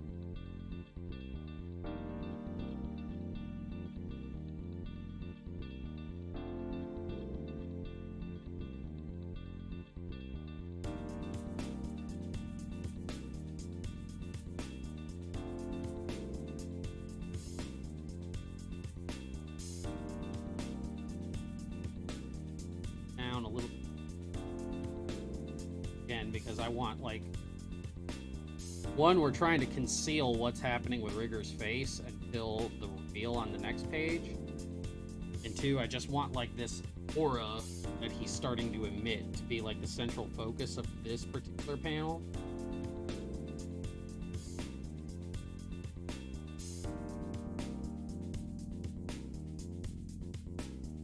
Basically starts to bubble up like, and it's not like it was before. Now it's like starting to bubble in steam.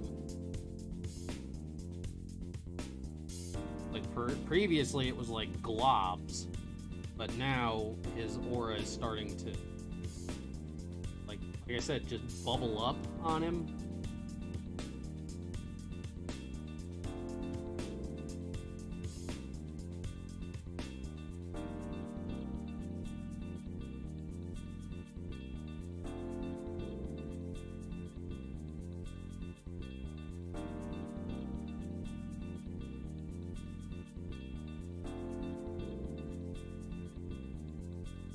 Also gonna show that like he's got like basically steam coming up off of his body to go along with this bubbly aura.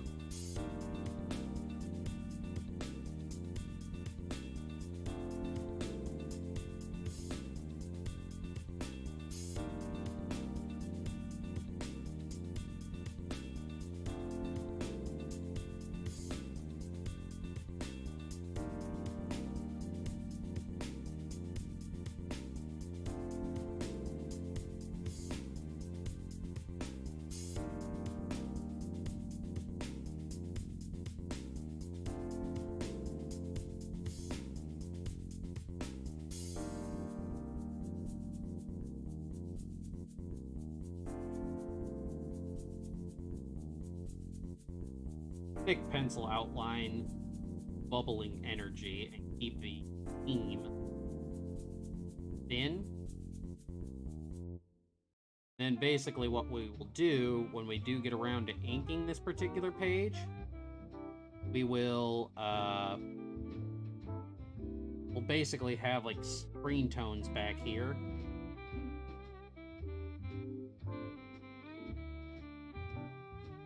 Goku versus Frieza portion of the colored manga. Just got to the part where Goku dodges the death beam, goes behind Frieza, and tries to backhand chop him.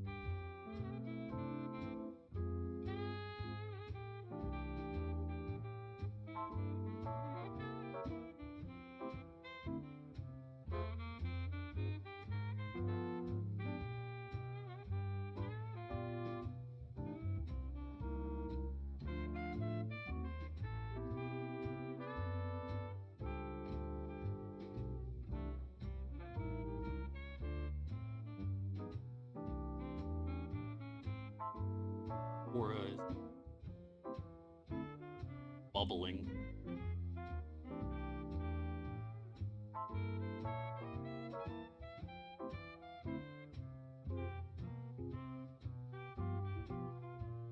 Here.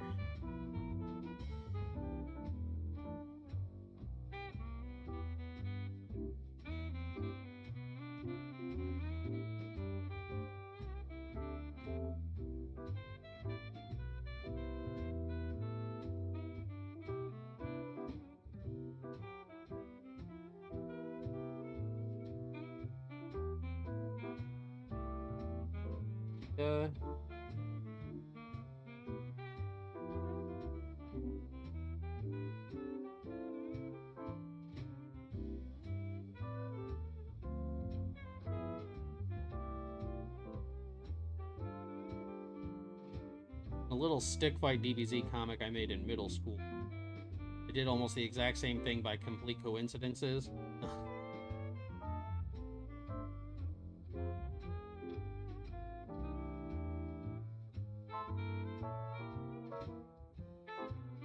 It happens sometimes.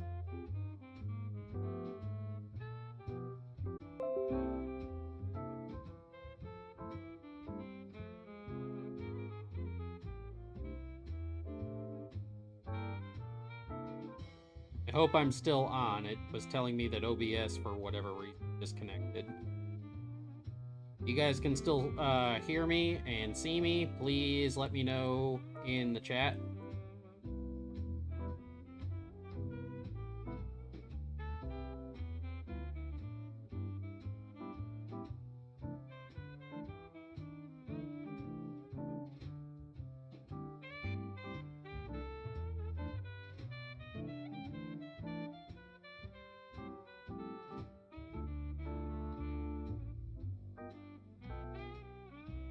Alright, right. Cool. Yeah, anytime it says, like, OBS disconnected, it makes me, like, worry that, like, it shuts the stream off. Everything looks like normal? Okay, cool.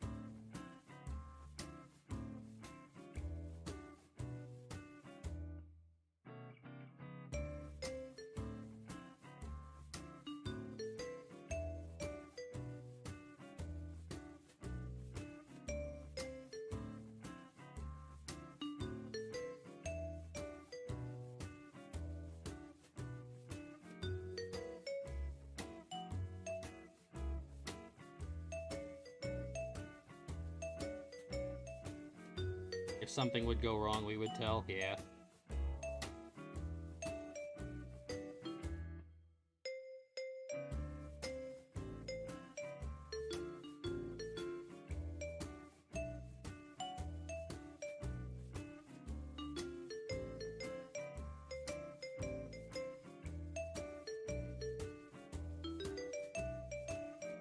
So weird because there's lots of differences between Toriyama's story. Yeah, it's like I said, just sometimes your brains, you know, you guys share the same brain cell. It happens. It happens with me all the time.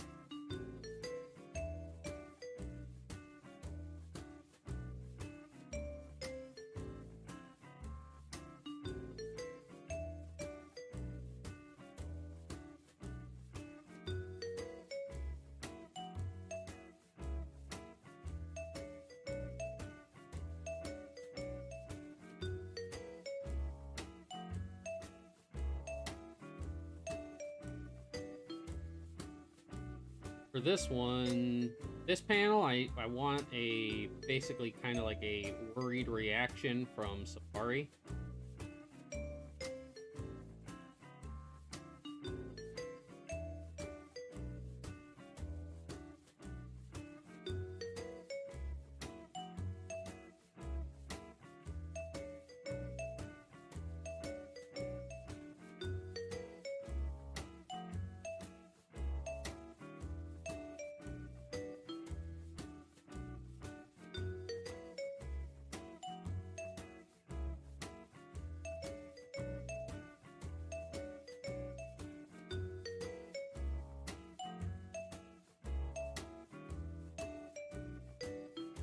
I think.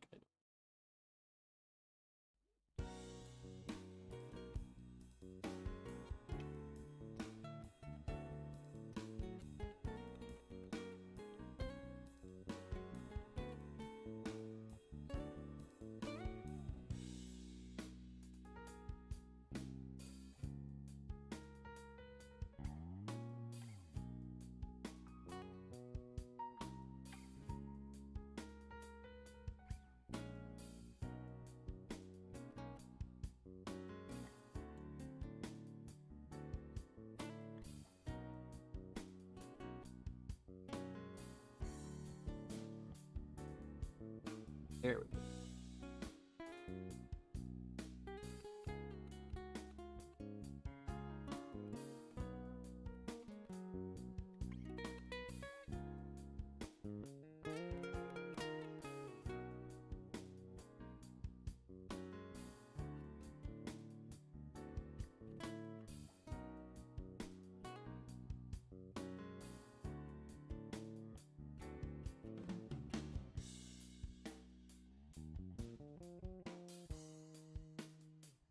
Surprised look. Still surprised, but she's also gonna.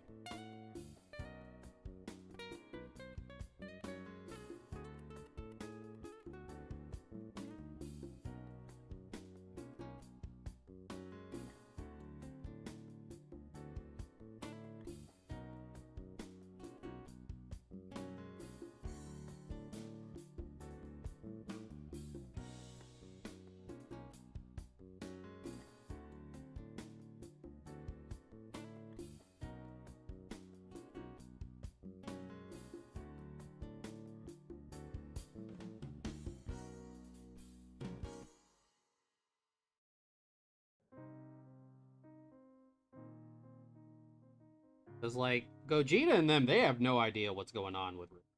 So, he's completely off their radar. But Sapari, she's seen all this before. She knows what's going on.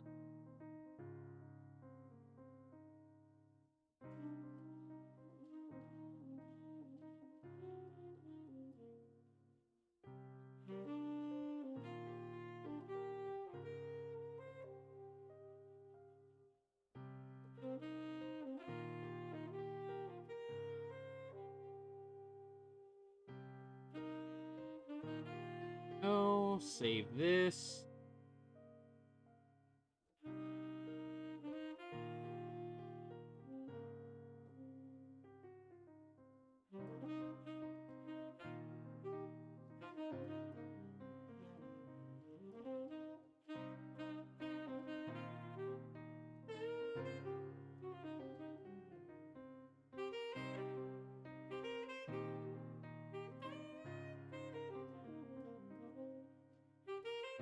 That took.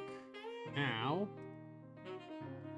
we're gonna do basically a big splash page.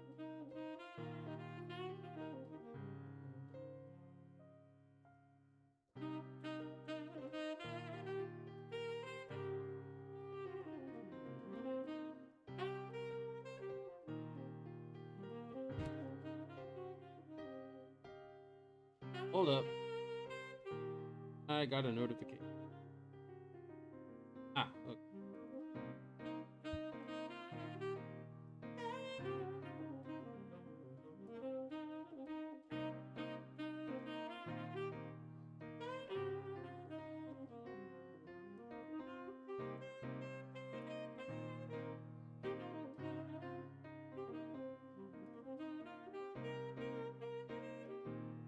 Wait about this.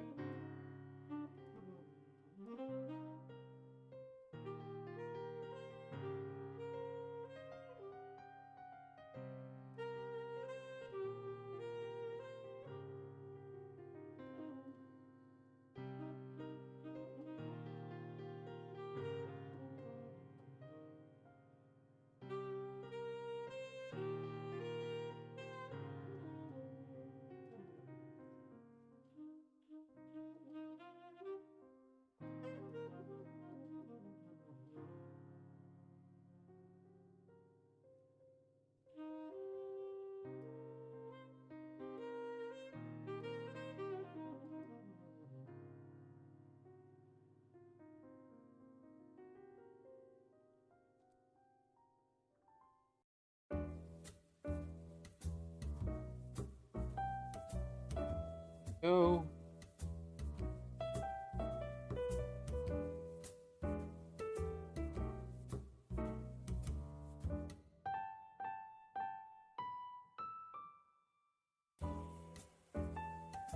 Form this. We're gonna make this a little.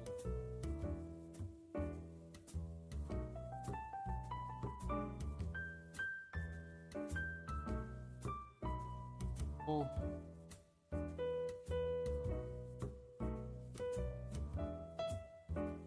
Button up a storm. Now, one eye is turned.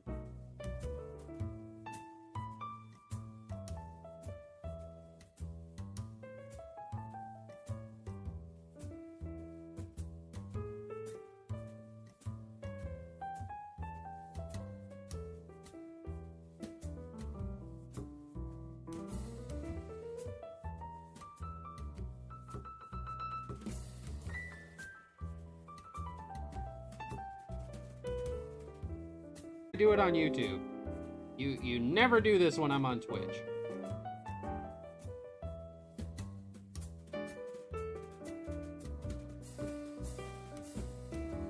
Everybody who was always wondering, they're like, oh man, why did you get rid of Rigger's black eyes? I didn't get rid of them.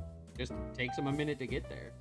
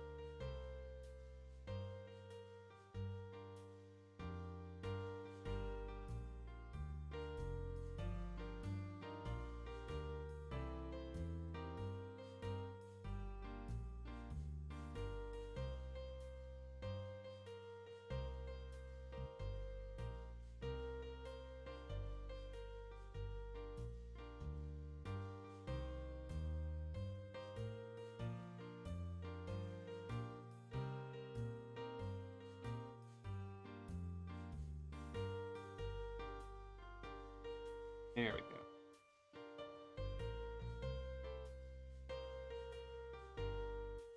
That will be the cliffhanger page for the end of the chapter.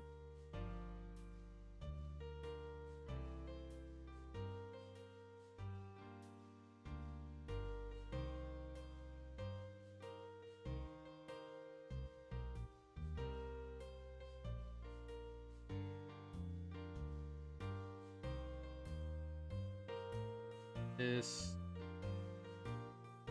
save.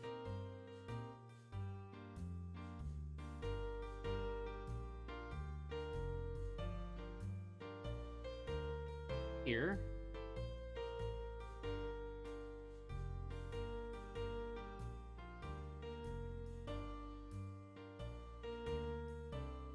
There we go.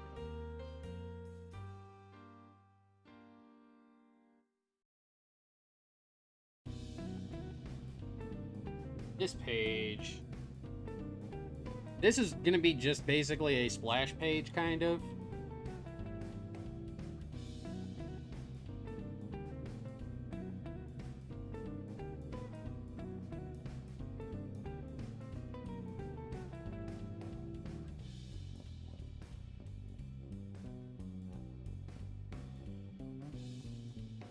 Because, okay, so here's the basic thing. So this page is followed up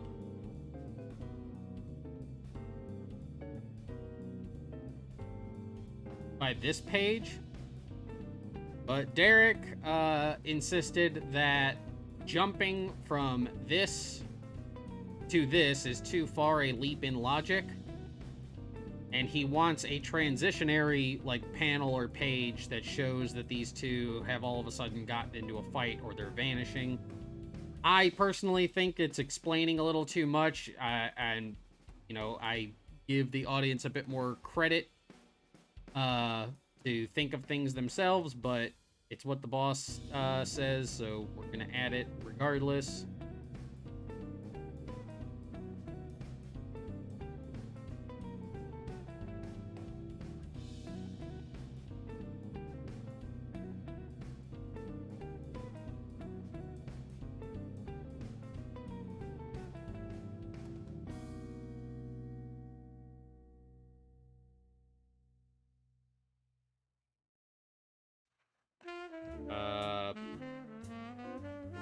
All I'm trying to think of is, yeah, they have super speed, and like I said, I don't personally think it's too far a leap in logic, but he insisted that the audience will be confused when we go from Rigger launching a punch and Gogeta ready to them trading blows. It's too far a leap in logic for him.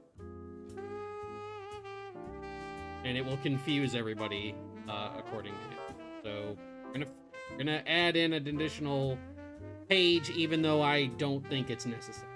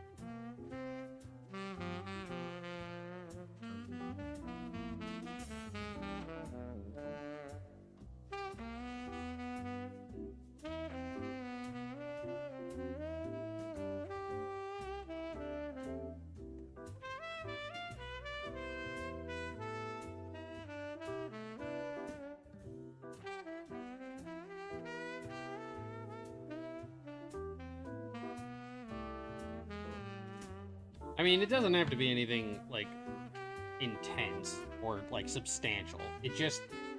he wants something that shows that they've all of a sudden went from this to this.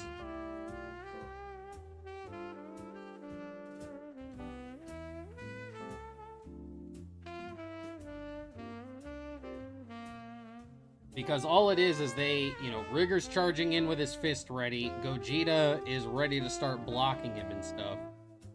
And then it's an exchange of blows.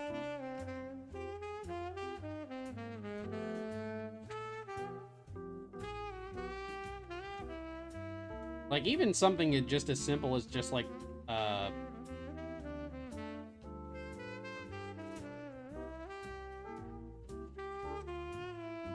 here we go.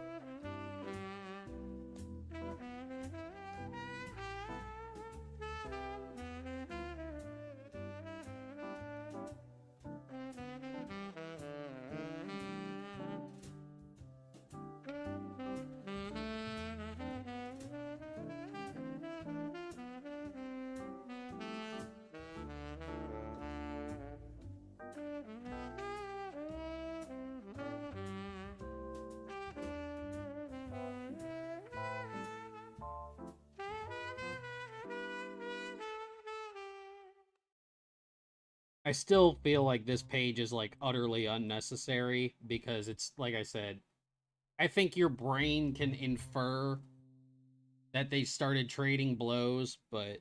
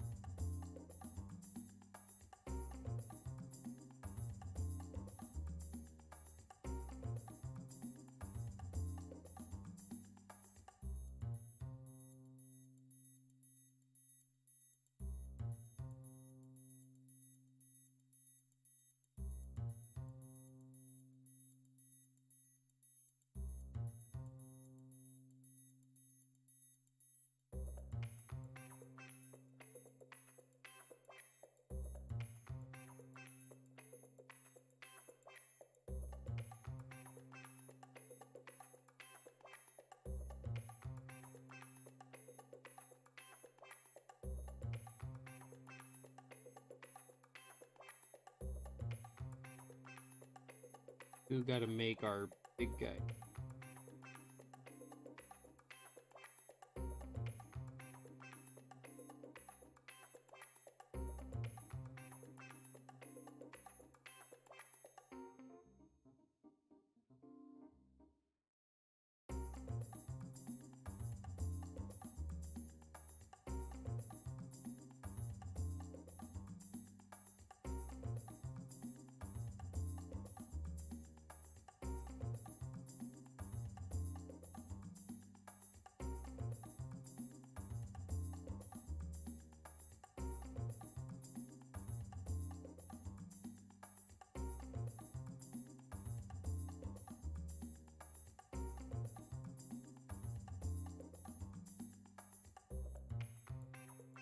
I'm not entirely disagreeing with you, Isaiah.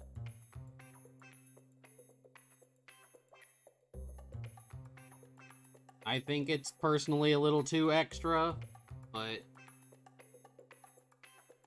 that's the whole purpose of having an editor.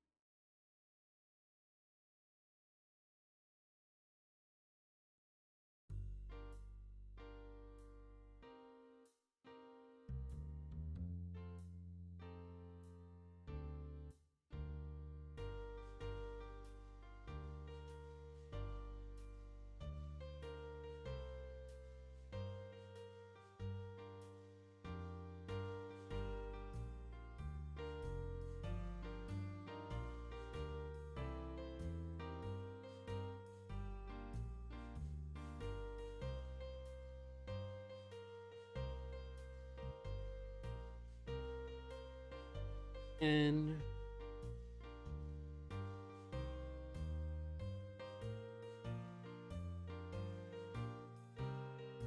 like most of the details and stuff in these characters right here aren't going to be seen. It's going to be like just a big like light flash.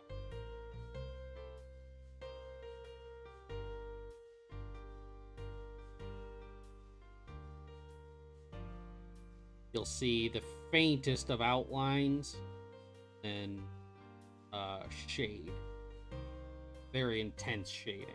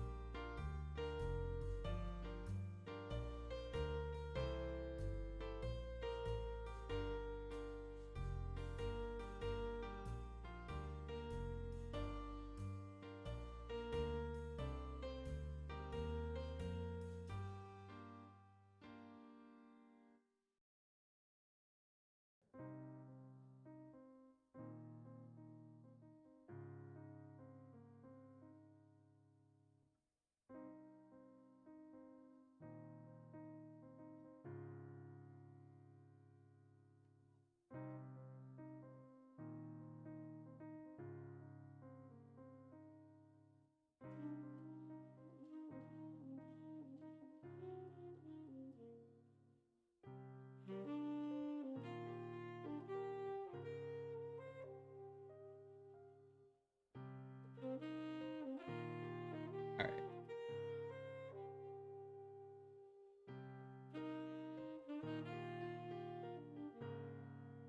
Like I said, what we're gonna do with this.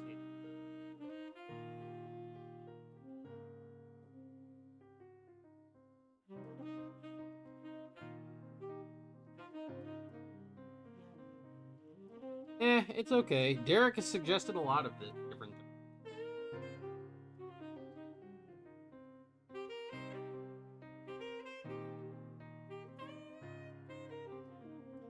You know, I told Derek that I didn't think they were necessary, but he insisted they were, and he's my editor, and he posts my manga. You know, if I tell him that if I sway his mind when he suggested some things and I explain to him my thought process, and then he's like, "Oh, okay, I get it." And then a lot of times I do wind up being right. But if I tell him my thought process on something and it doesn't sway his mind, then I just kind of acquiesce to it.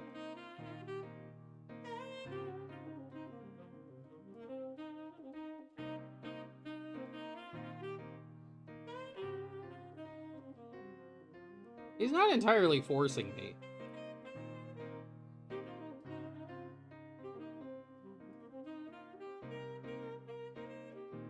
It is not like that. It is not like he is forcing me to make these changes.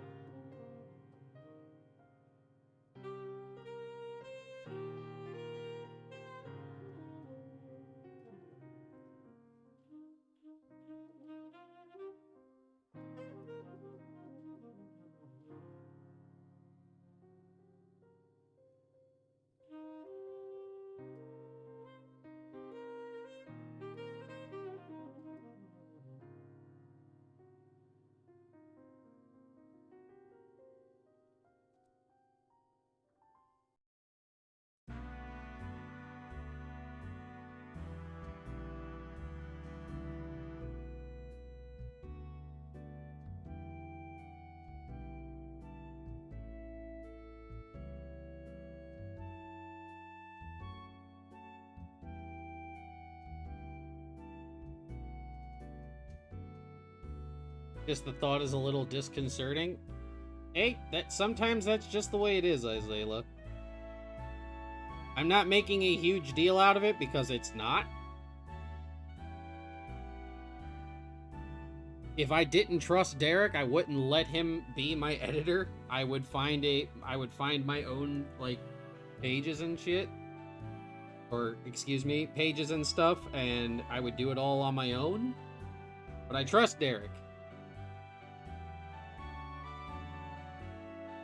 Like I said, he's suggested some things in the past, and I've swayed him, but this is one of the particular times where I just didn't.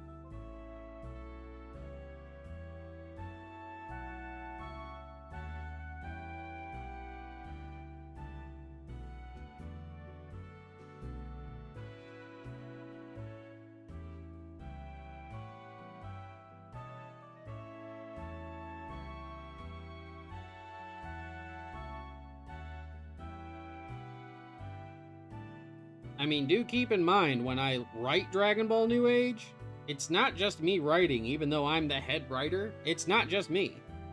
I have 3 other people who help me write this, and then Derek comes in with final edits. It is not just me like it used to be.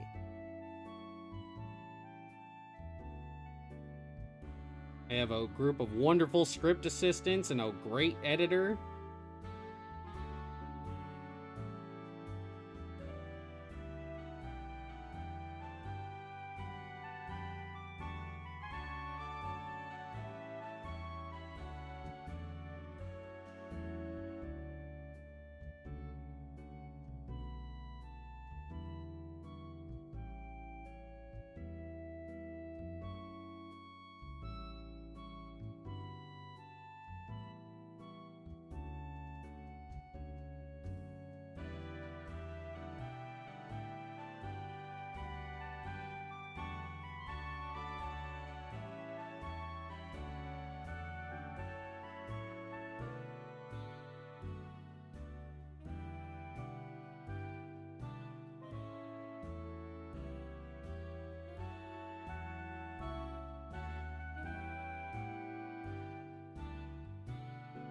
Trust me, once I'm done with this, like, even though it's, like I said, even though I feel like this might be a bit of a superfluous page, I'll still make it look good.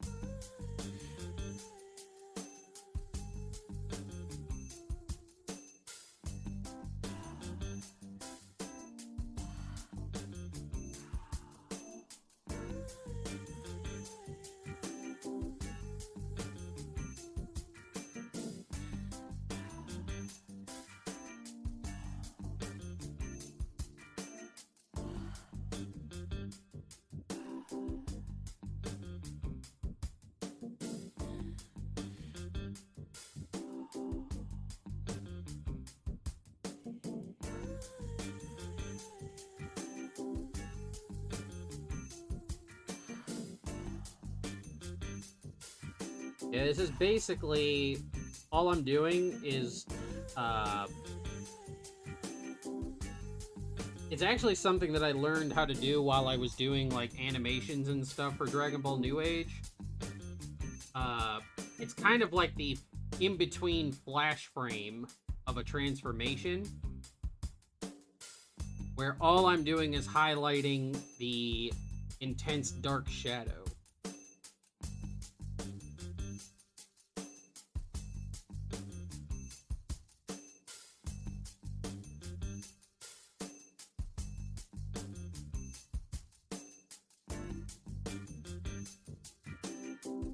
It gives you a vague outline of what's actually happening without giving you the full picture. Again, it's like a flash of light.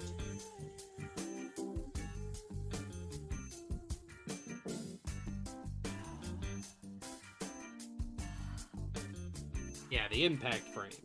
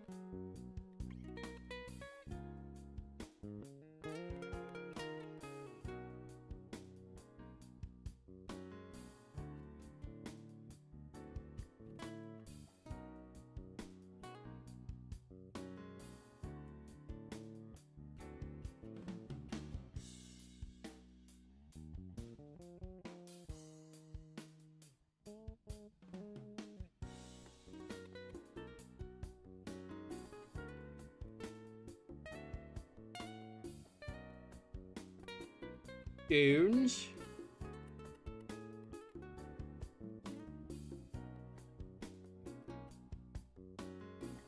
In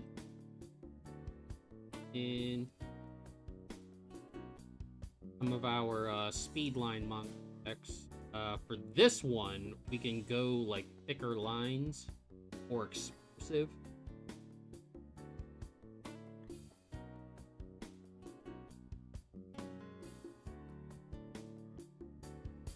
I wanted to use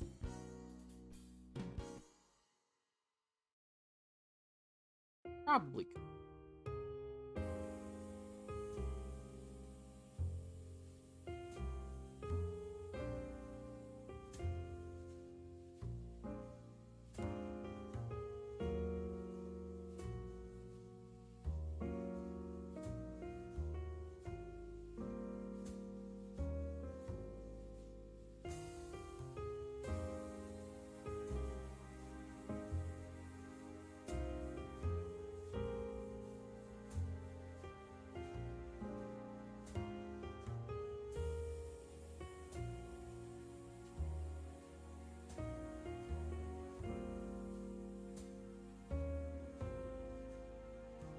Now, here, a couple of these little holes and stuff we're gonna fit. Gaps. It.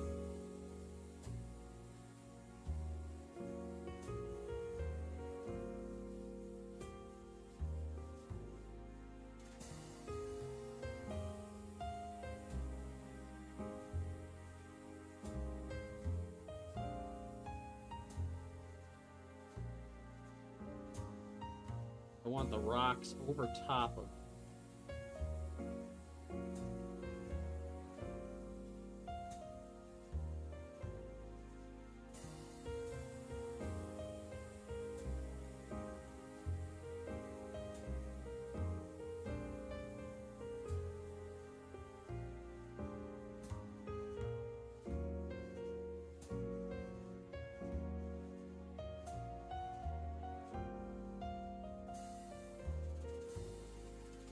we're going to add in some more lines.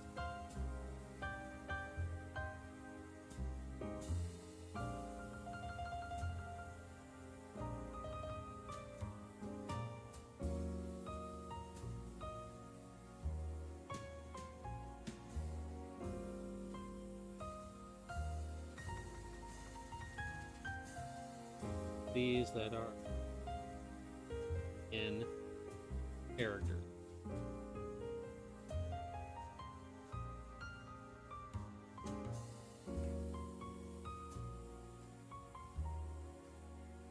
Now, burp.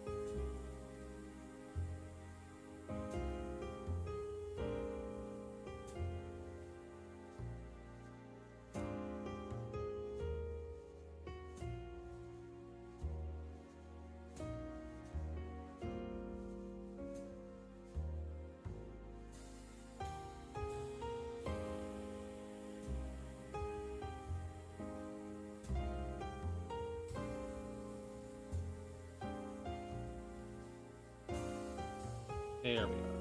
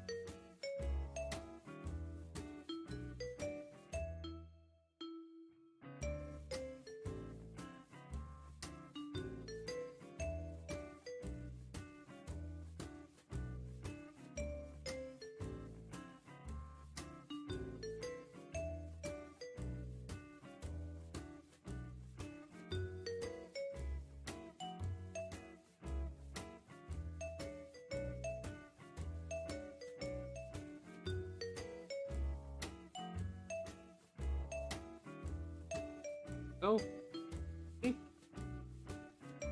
fairly simple, fairly straightforward, but I think that will, that should keep the editor happy.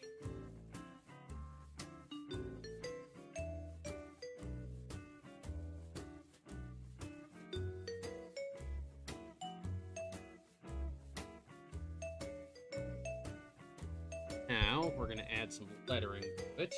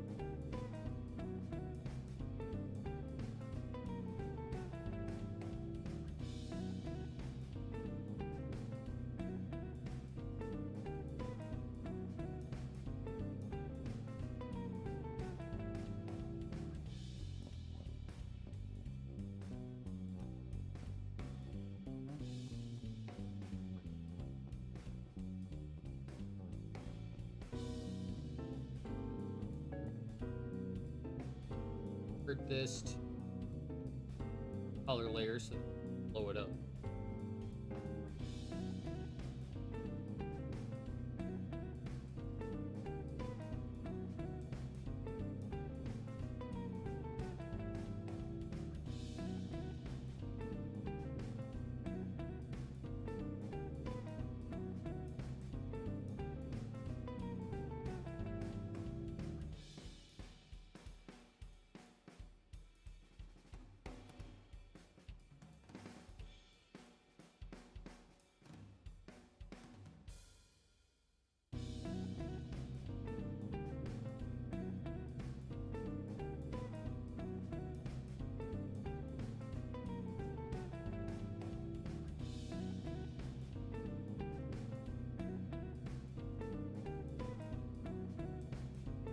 Up a little bit,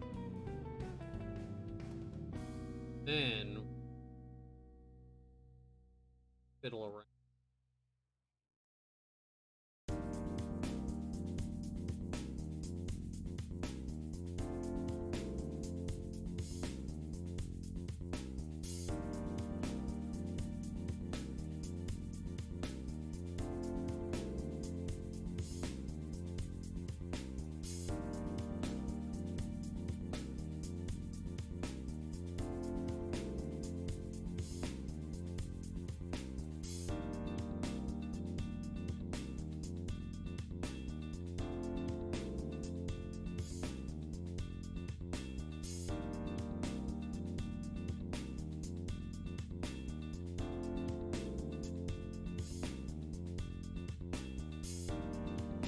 I got one more page to ink after this, fella.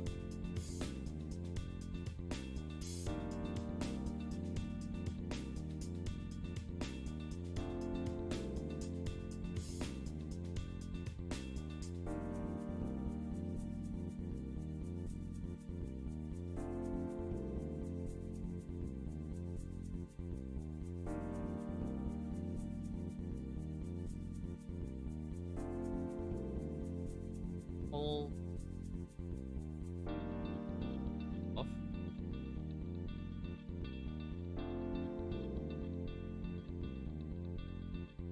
It.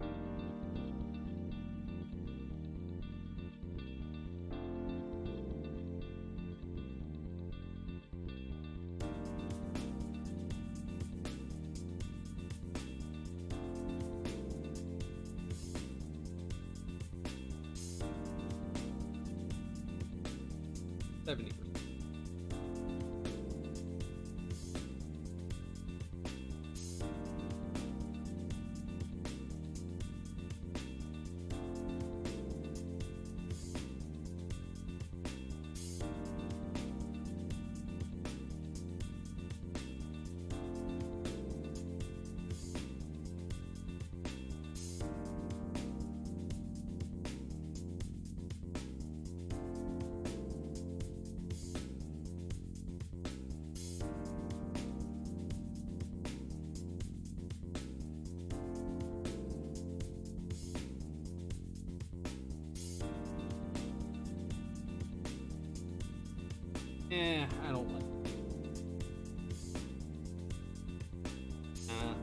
I just leave it that way.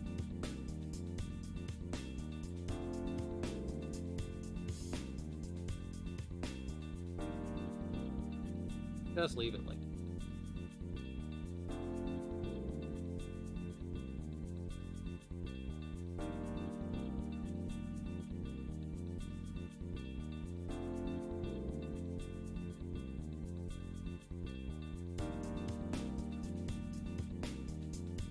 Don't need this. Now we can work on this.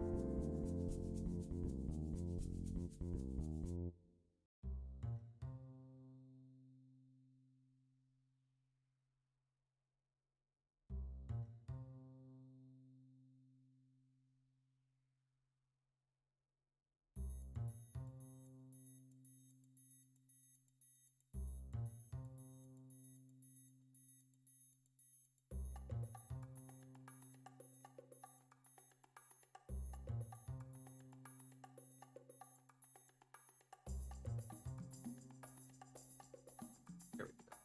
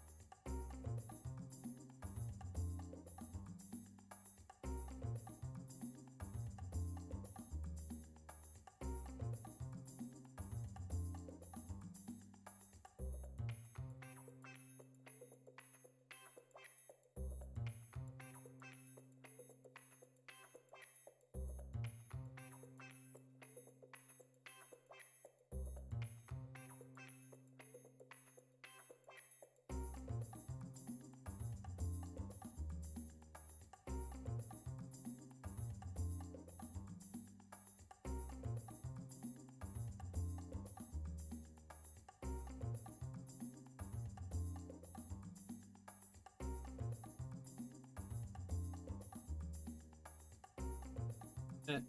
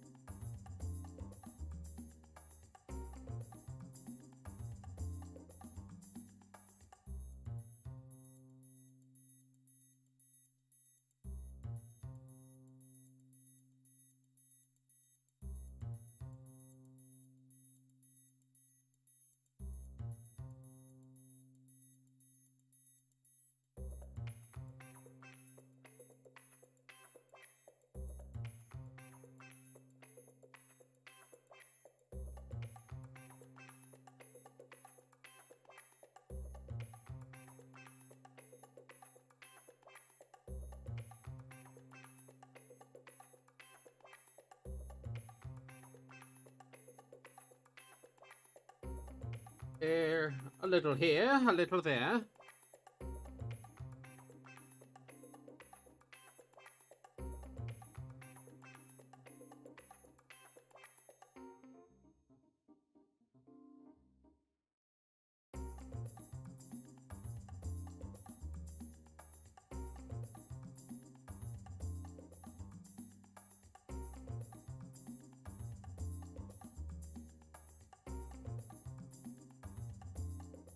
This.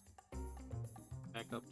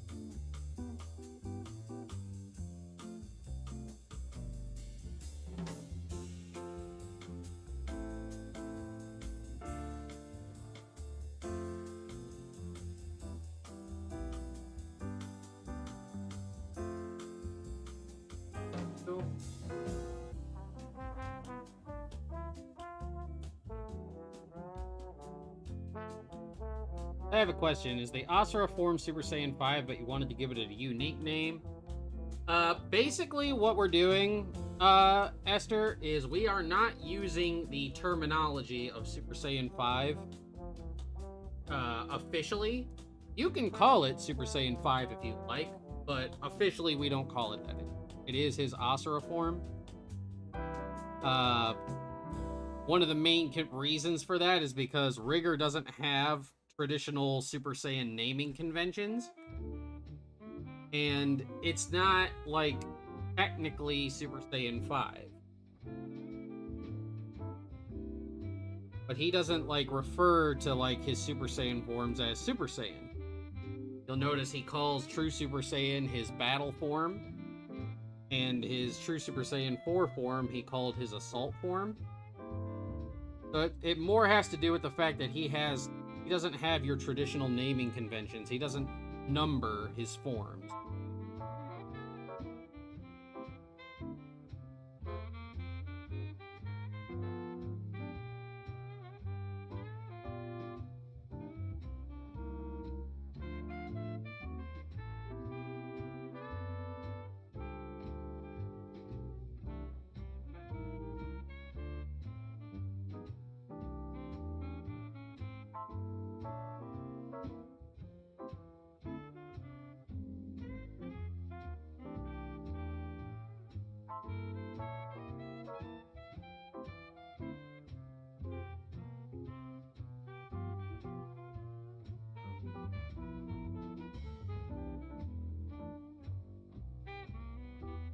What's the difference between 4 and True 4? So it basically, it all just has to do with Rigger's transformations, right? So between 4 and True 4, there's not a whole lot of visual difference, kind of like the difference between regular and True Super Saiyan.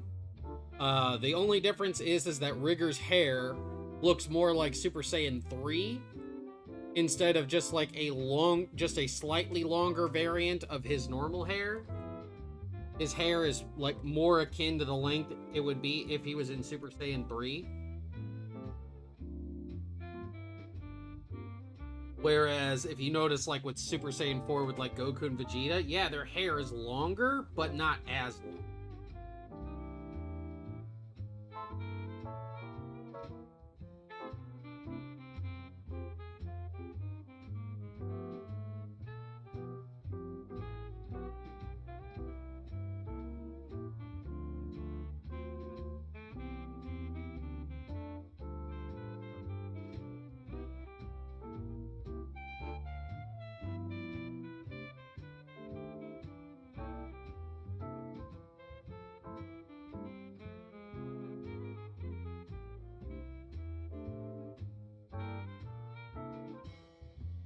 From a power perspective, 4 is different from True 4 in that True 4 is immensely stronger. That just has to do with Rigger being the type of, genetic anomaly that he is.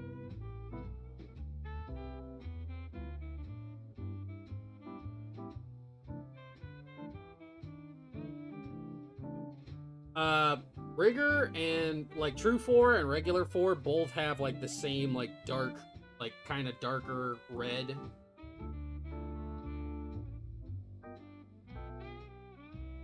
What gave you the idea of having True Super Saiyan and True Super Saiyan 4?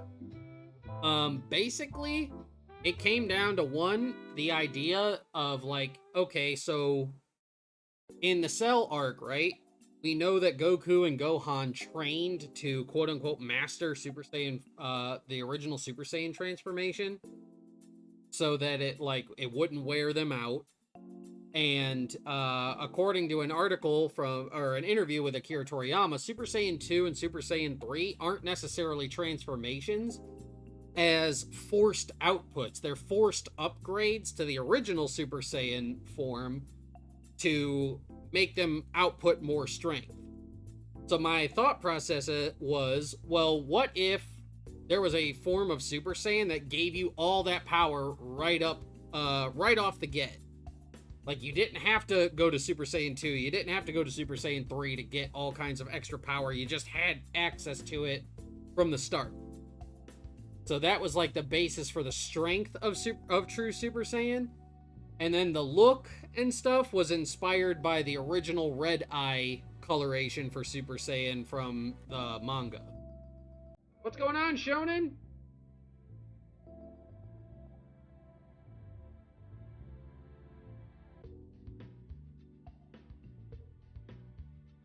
Let me...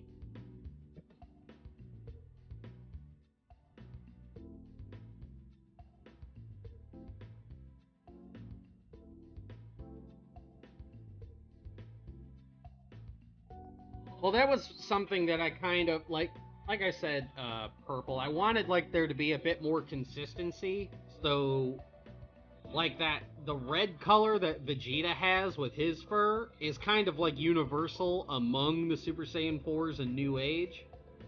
Your eye color can be a bit different, but for the most part, all Super Saiyan 4s in New Age have that same, like, dark crimson fur.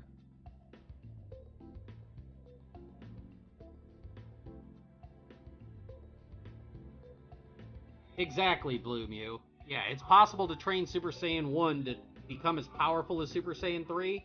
True Super Saiyan just cheat codes it and gives you all that right at the start.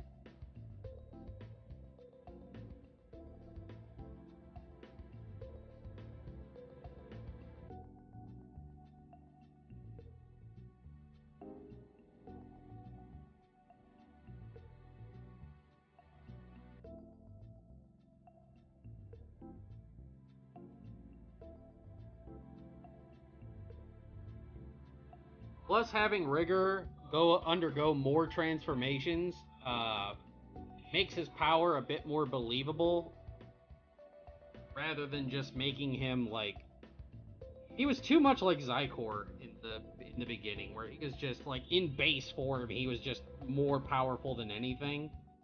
And that's like, your typical fan manga power fantasy kind of thing that happens a lot. But I wanted to get away from that.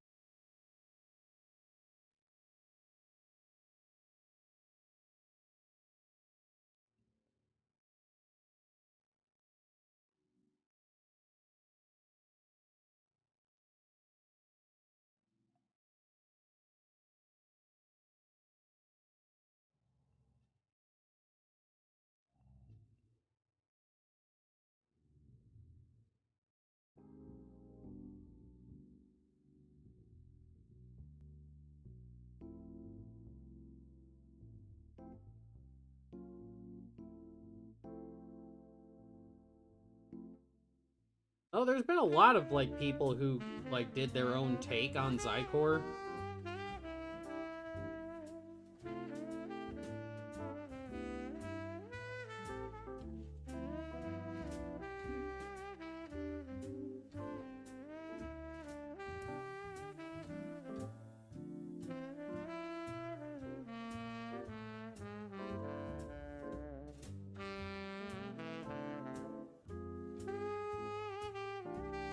I've seen a bunch of different adaptations of Zykor, and yeah, not all of them are where he's like the son of Goku.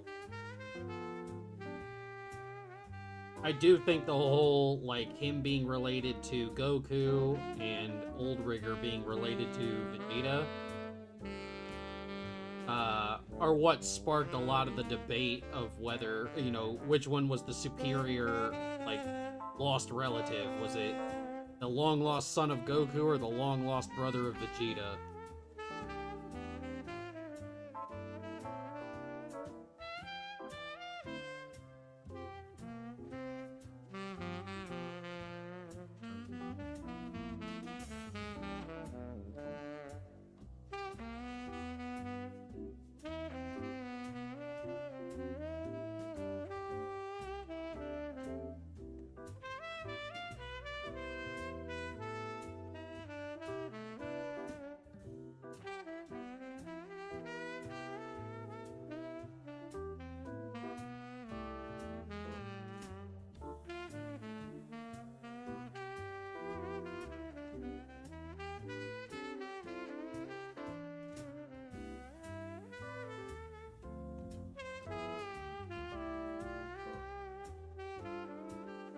this part of the fight was basically them feeling each other out. Rigger has to try hard.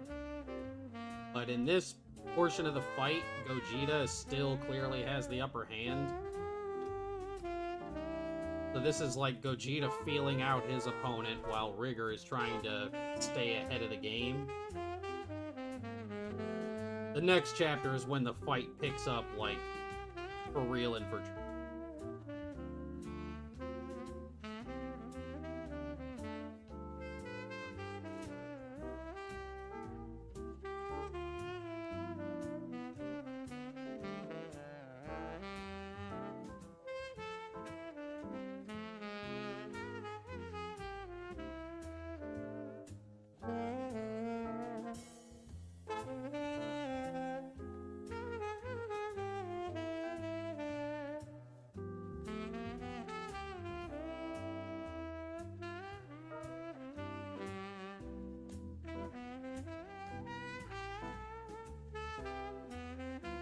Also, something really cool happened. I have a buddy who lives in Arizona. Told me that at his LGS, he walked in there one day, and people were actually like having conversations about Dragon Ball New Age. It actually really cool.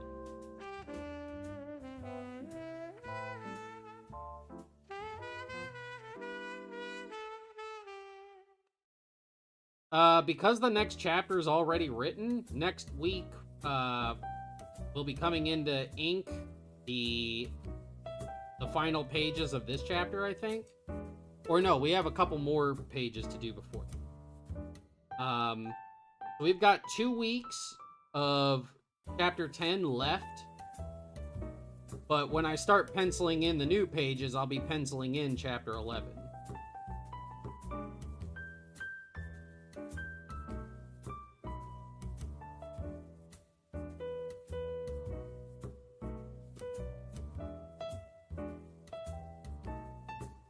Well, if you, like, pay attention to what Goku said, you know, Goku didn't say that he has power like Beerus. His power level was Beerus's. He didn't say that he had a power level like Beerus. He just said that his energy reminded him of Beerus.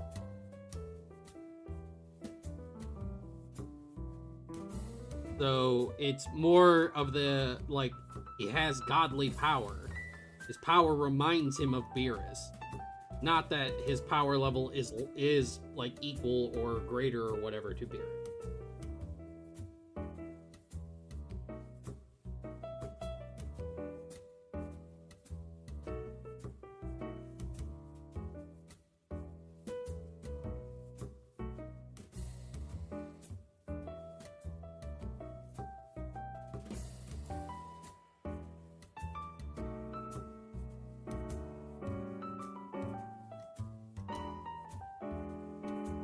That's why Goku said, hey, I recognize this energy.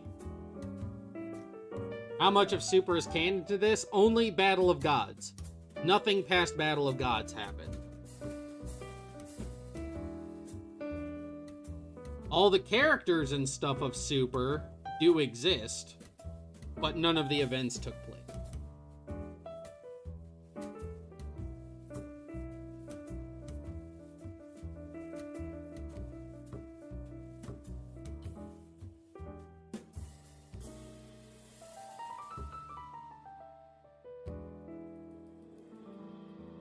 Basically, the reason I did that was because at the time when I decided to incorporate Battle of Gods, that was all we knew we had.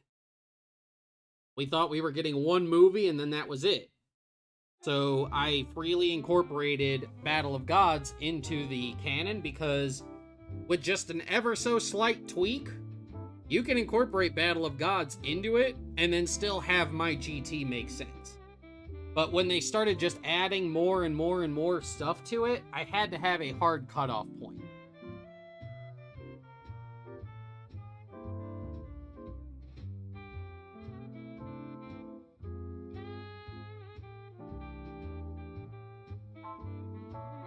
The basic timeline of events that happened was, so They beat Majin Buu, right?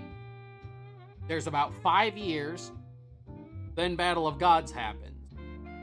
Goku and Vegeta go off to train with Whis a little bit, but their constant fighting and everything with each other gets them kicked off the planet, off of Beerus's planet.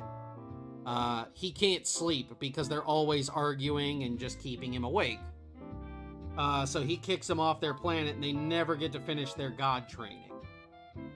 And that, like, one little changes the entire timeline. Frieza never gets brought back to life, and all the other stuff never happens.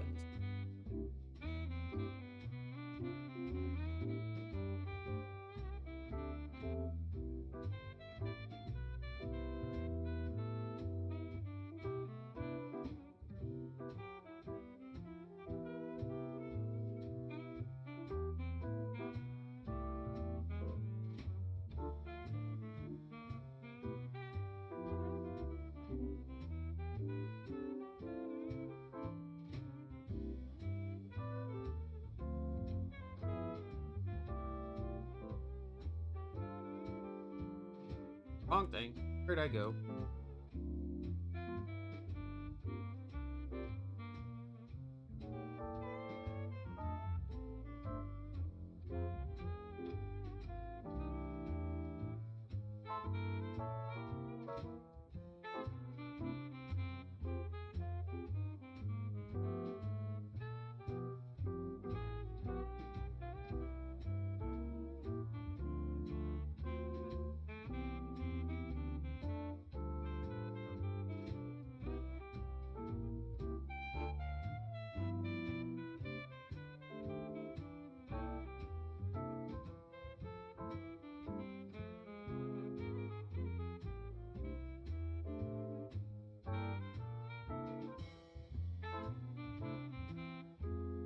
All I can say is that Beerus and Whis will appear, but they are not going to be like they are in Super, where they're just constantly hanging out in the background and removing all the tension from everything, because you always know they're sitting there, and if anything truly horrific were to happen, they would be there to fix it.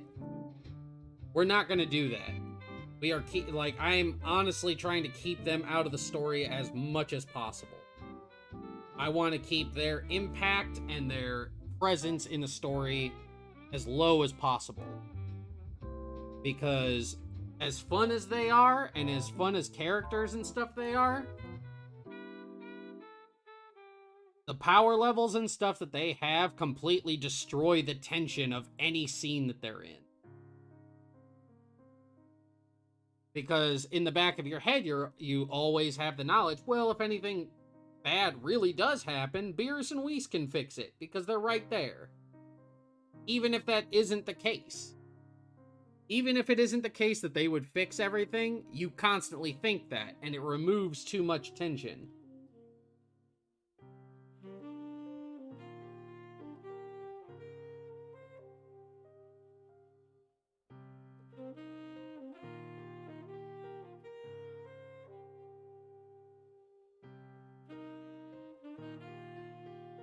It's like with Resurrection F, you know? With Resurrection F, Goku and Vegeta are fighting Frieza, but Beerus and Whis are sitting right there. And look what happened. Frieza blows up the planet, and Whis reverses time. It completely destroys the tension of that whole movie. That whole movie is boring because there's no tension.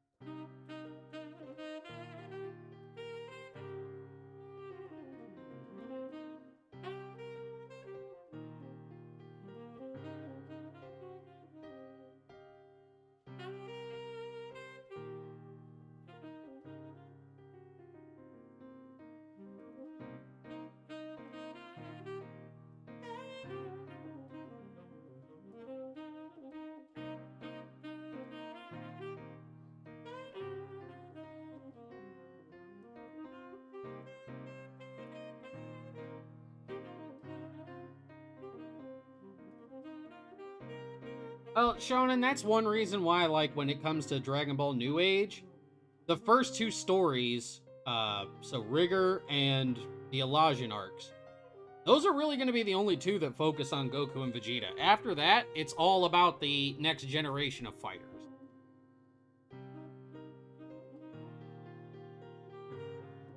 This story isn't going to be, ooh, what new power-up do Goku and Vegeta get this story arc? Not going to be that.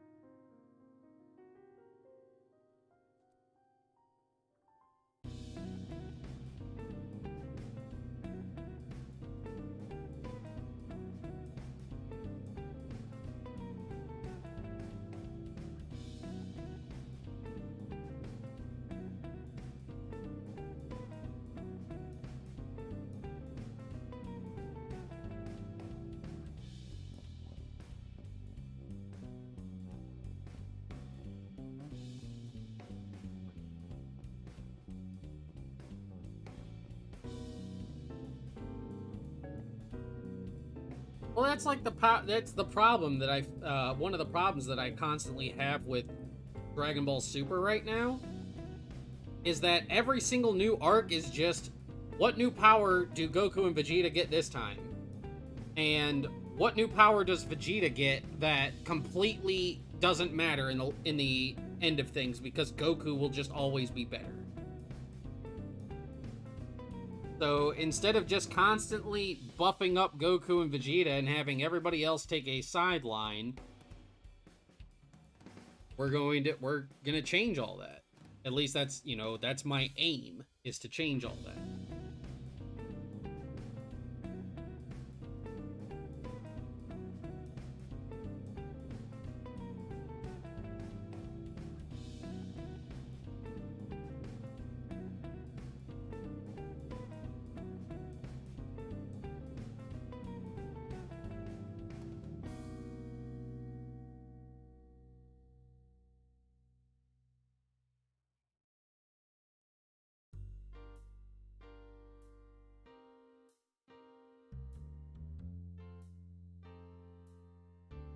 Okay.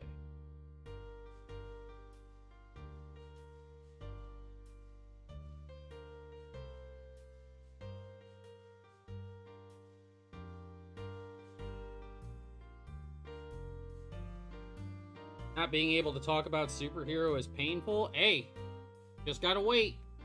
It'll be released out to the public in a few weeks.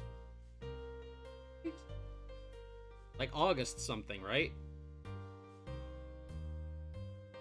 Then you can talk about it. But until then, we keep hush-hush.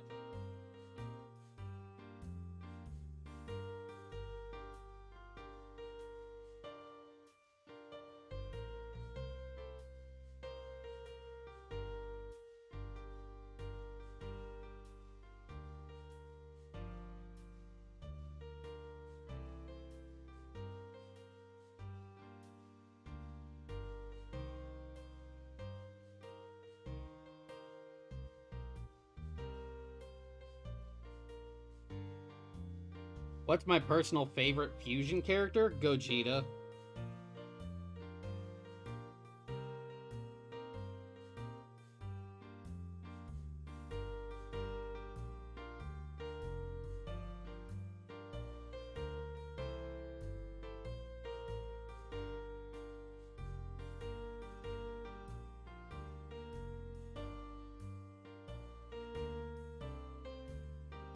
Well, Sketcher, that's exactly why I told people no spoilers about the movie. Because even though I've seen the movie twice, not everybody else has.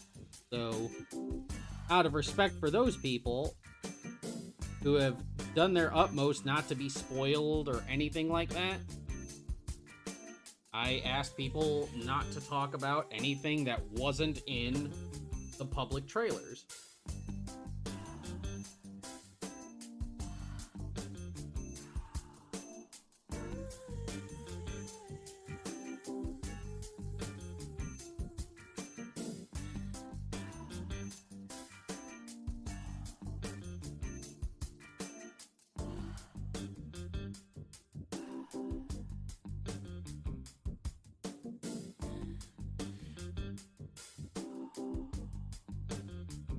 Uplift the...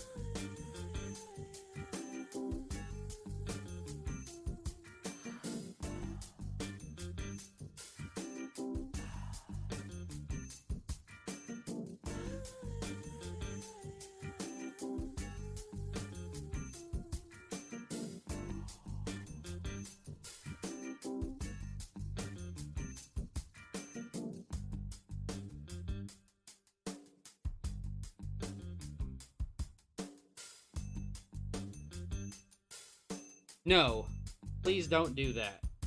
I'm talking about because not everybody has seen that either. But I'm talking about like public TV spots. If it showed up in a trailer on television, you can talk about it. Do not talk about anything that happened at San Diego Comic-Con or anything like that. Public trailers only.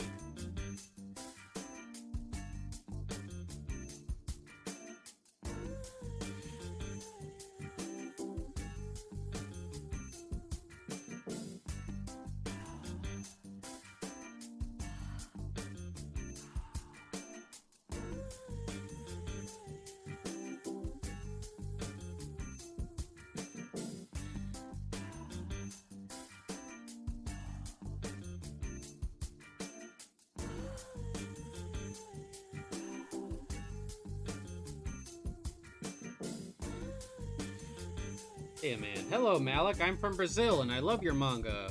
You allow me to do a review of your work? Crediting you, of course, absolutely. I have no problem with people doing reviews of Dragon Ball New Age so long as they give credit.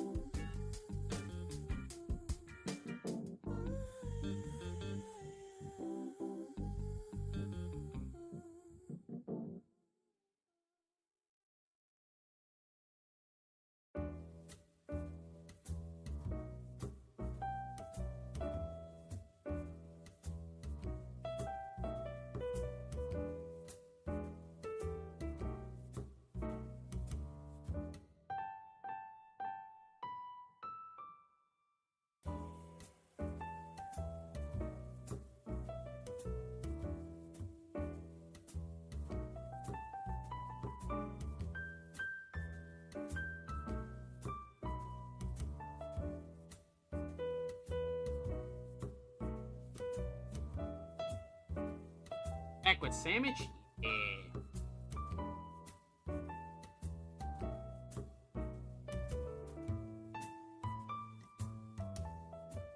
You're tired and you're gonna go to bed? Alright, Isabella, thank you for coming and hanging out, sweetheart.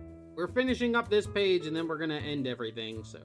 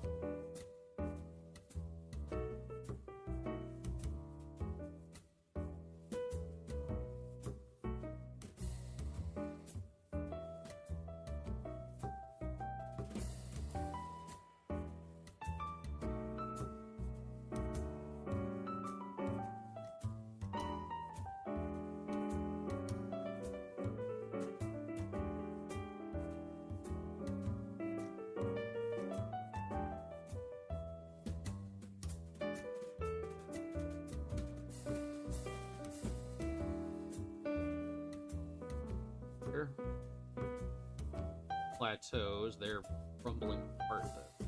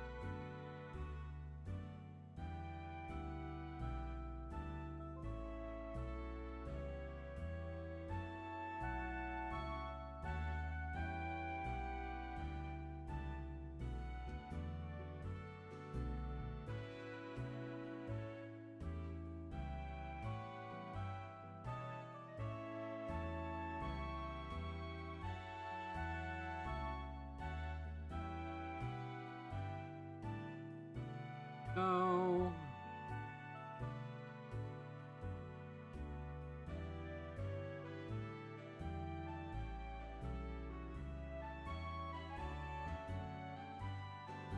I'm here. Hello.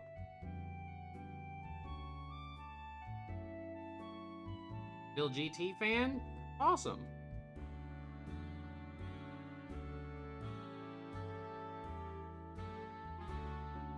Your birthday was yesterday? Well, happy birth much.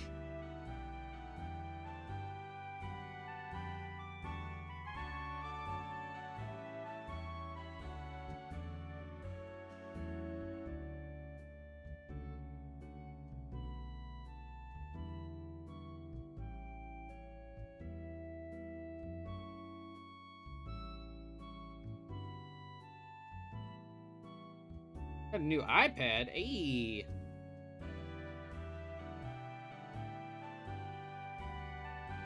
My friend Poppy, actually, I believe he has an iPad and he uses Procreate on it. That's the art program that he likes to use. I think that's on the iPad. I'm not entirely.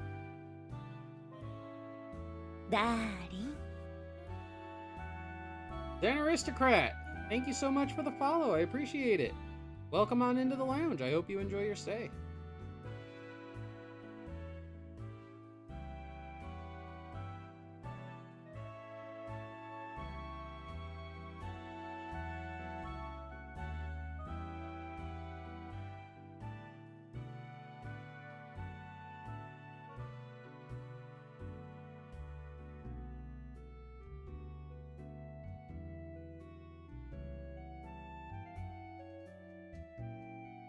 You're boned? Why are you boned, Kevin?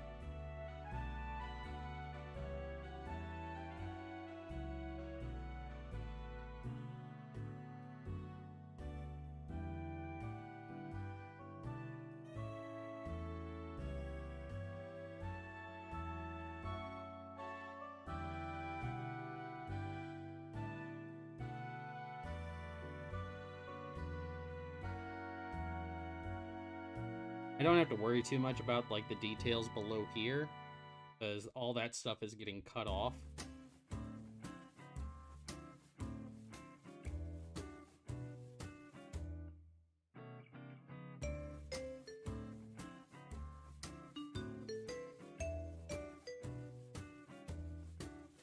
I got a little bit of a headache, my dude, but I'm doing okay for the most part. I slept really weird, so my head is giving me a little bit.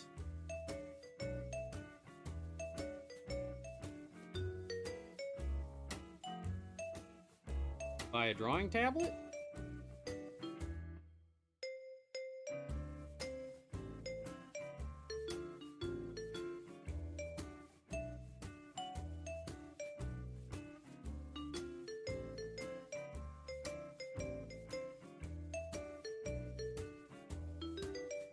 Now, one thing I'm going to do with this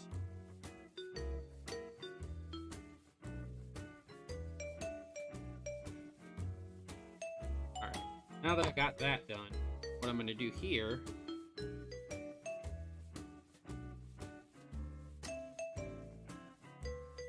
select all this.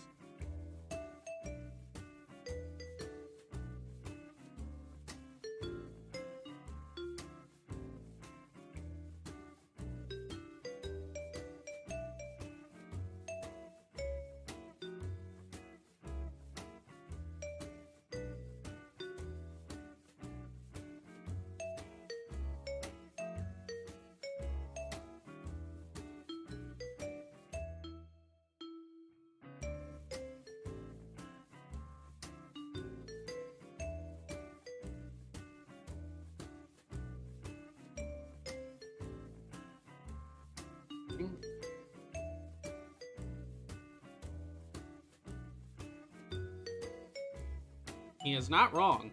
You can just draw on the iPad.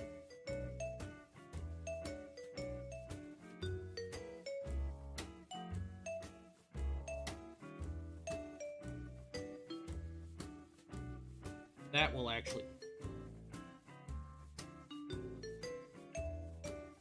Here, what we're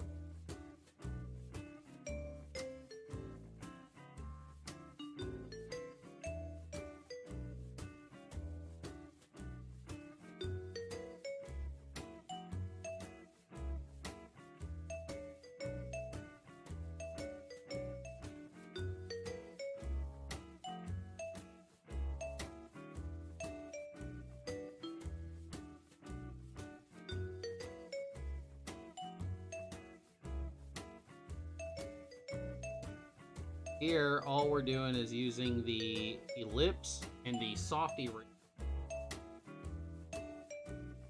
to go around and make all the shock waves.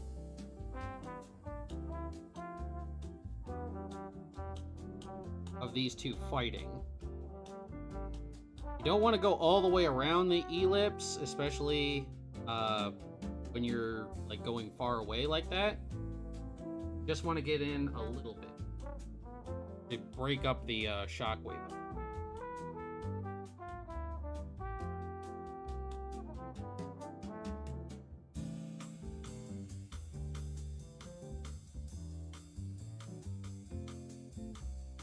Oh yeah, we are the epitome of chill over here. I mean,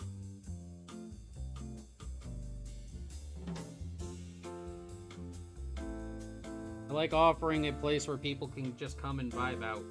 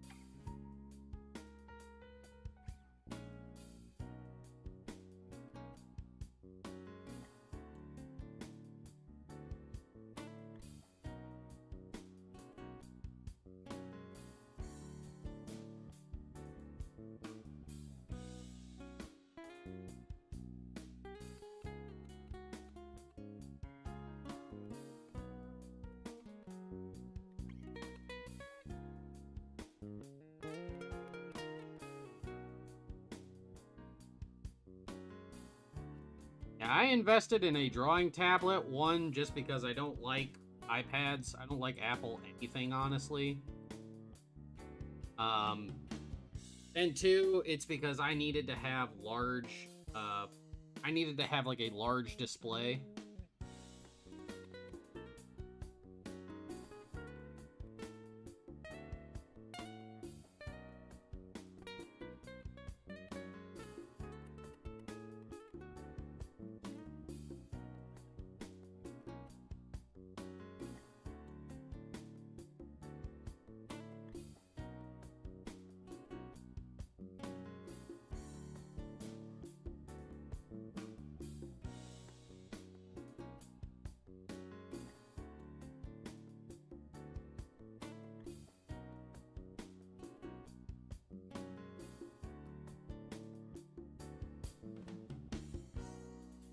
Covered just about all of it. Now,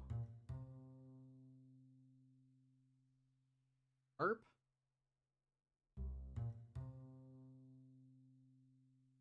White.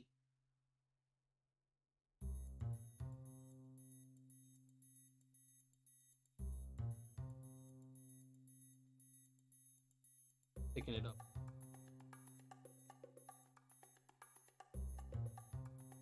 The higher power level fights you draw, because I have a focus on martial arts. My YouTube history is filled with videos. It's just a matter of things that I'm good at drawing. There is going to be a point in time where I'm going to be focusing more on like martial arts and technique. It's just where Dragon Ball New Age is kind of in like a transitionary period where we're still in like the super intense power levels right now. But that's why I also talked about like de-escalation things like of that nature. I want to get away from all that and start focusing more on like fighting ability and technique rather than just can power level A beat power level B, you know?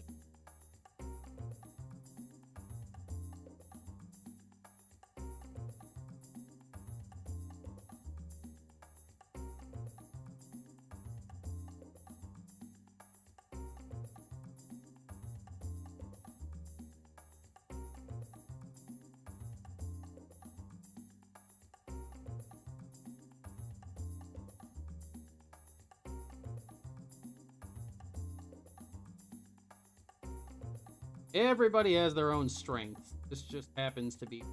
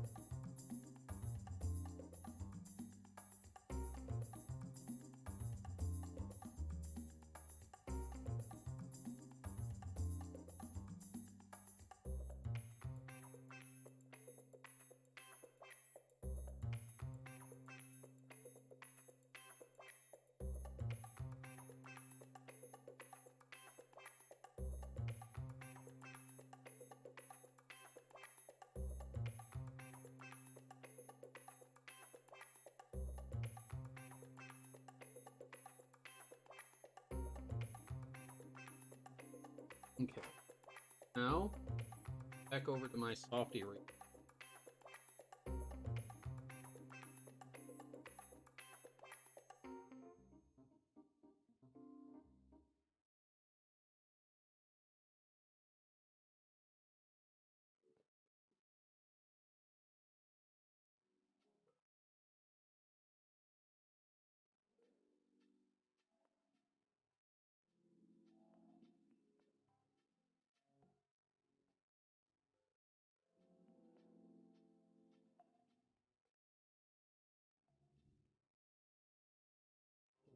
Adds a little bit of pop to the stock weight.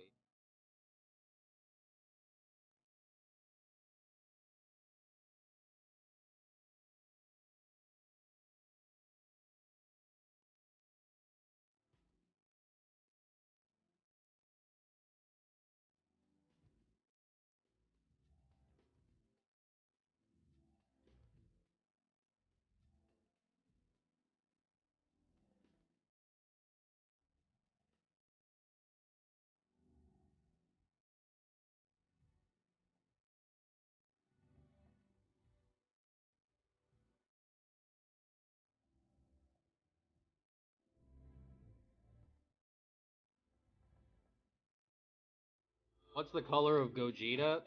There's no Ultra Instinct Gogeta in here. I've showed off before what the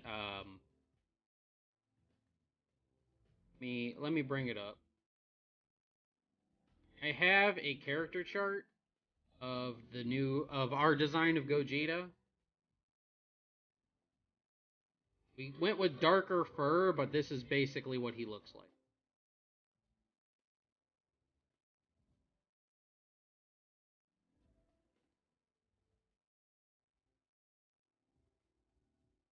He also has a more pronounced widow's peak than.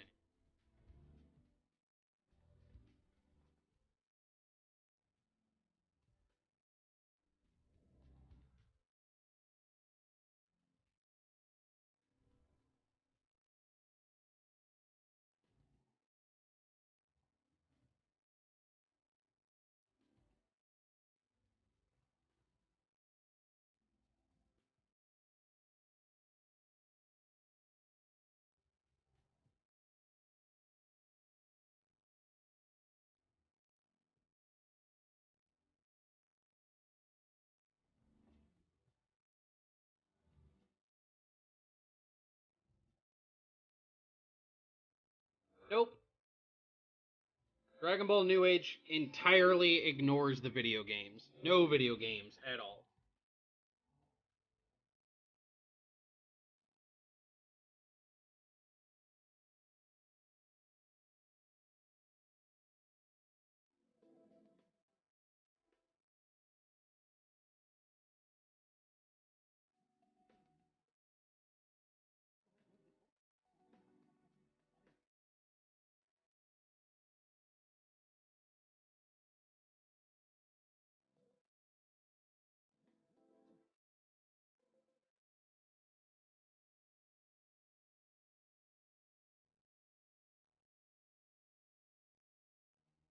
Let's see. Hold on a second. I need to. I am also sorry if I'm quiet. I have the microphone is a bit away from me, and sometimes I'm.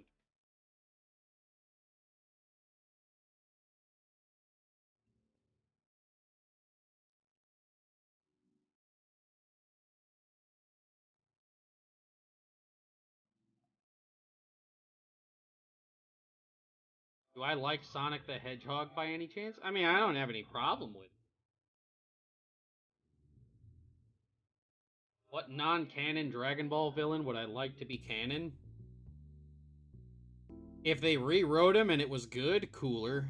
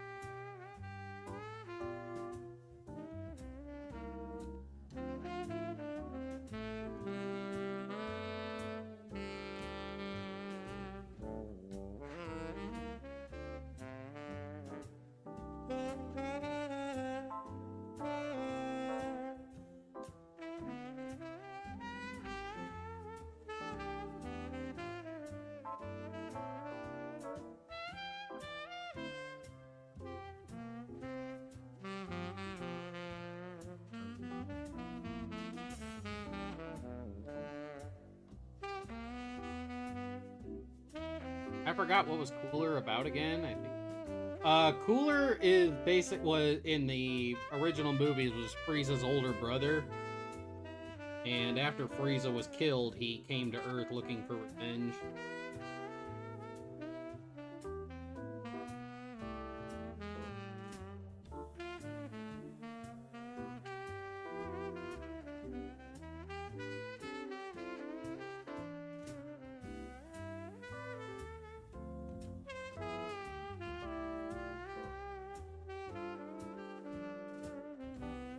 My favorite character just overall is Vegeta.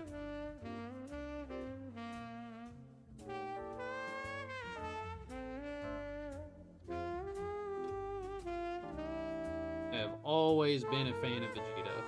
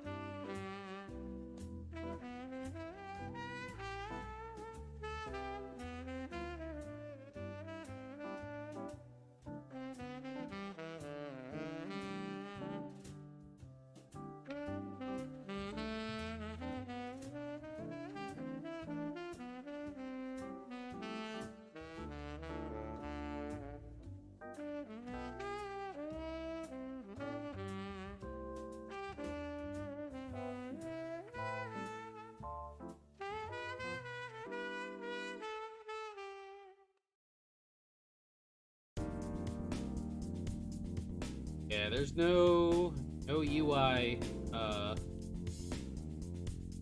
no UI Gogeta.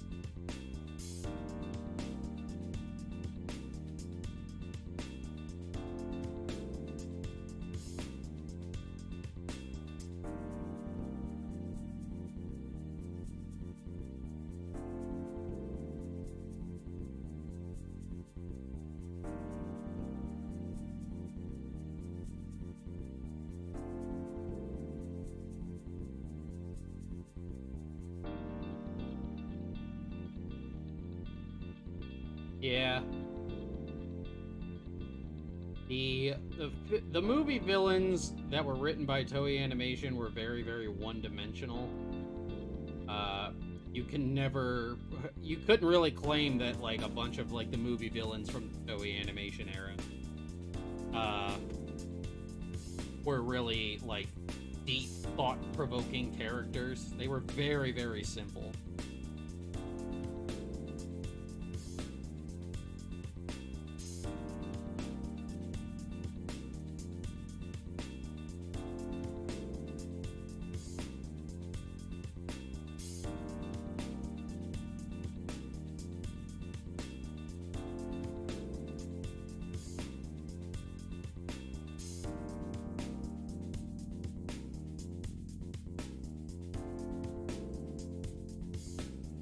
I'm here to be honest, not very many of the Dragon Ball Z movies, and even the early Dragon Ball movies, their writing isn't really all that good. They're basically just retellings of, like, of what's going on in the actual story, just with, like, a veneer on it, you know? Battle of Gods, Dragon Ball Super Broly, and Resurrection F have better writing. But of those three, like, what do you call it? Resurrection F is probably the weakest. Superhero, Dragon Ball Superhero is actually a really good movie. I like it a lot.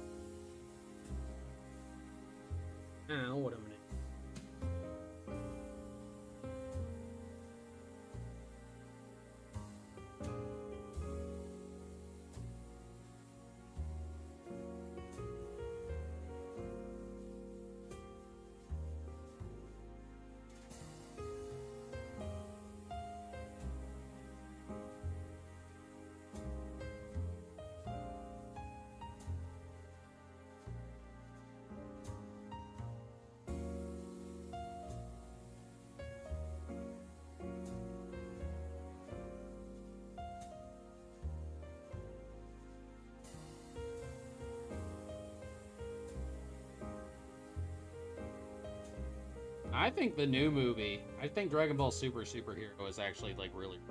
Like I said, I've seen it twice, and I thoroughly enjoyed it.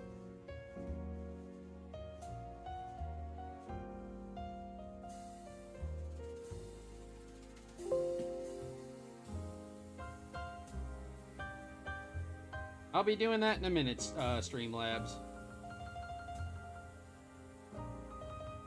These are our 2 inked pages for the day.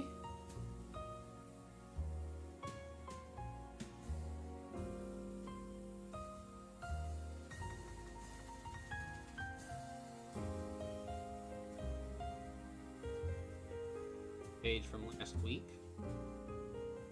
These are our our pencil pages. Ink pages. And our 2 thumbnails for the day.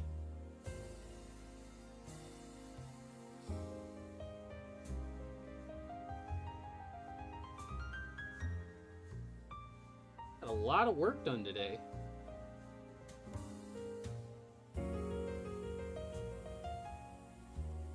A lot of work.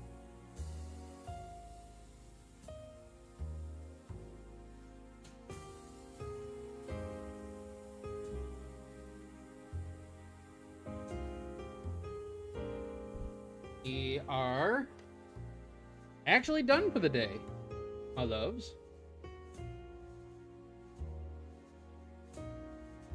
Heck yeah! We got a lot of stuff done today, Shonen. Really good day. My head is giving me fits right now, so I am going to call it a day for right now. I do appreciate everybody coming and hanging out with me today. 4 hours. We got 4 pages and 2 thumbnails done in 4 hours. We were killing the game today. But thank you guys so very, very much for coming and hanging out. If you guys would, I know not everybody is, but really quick.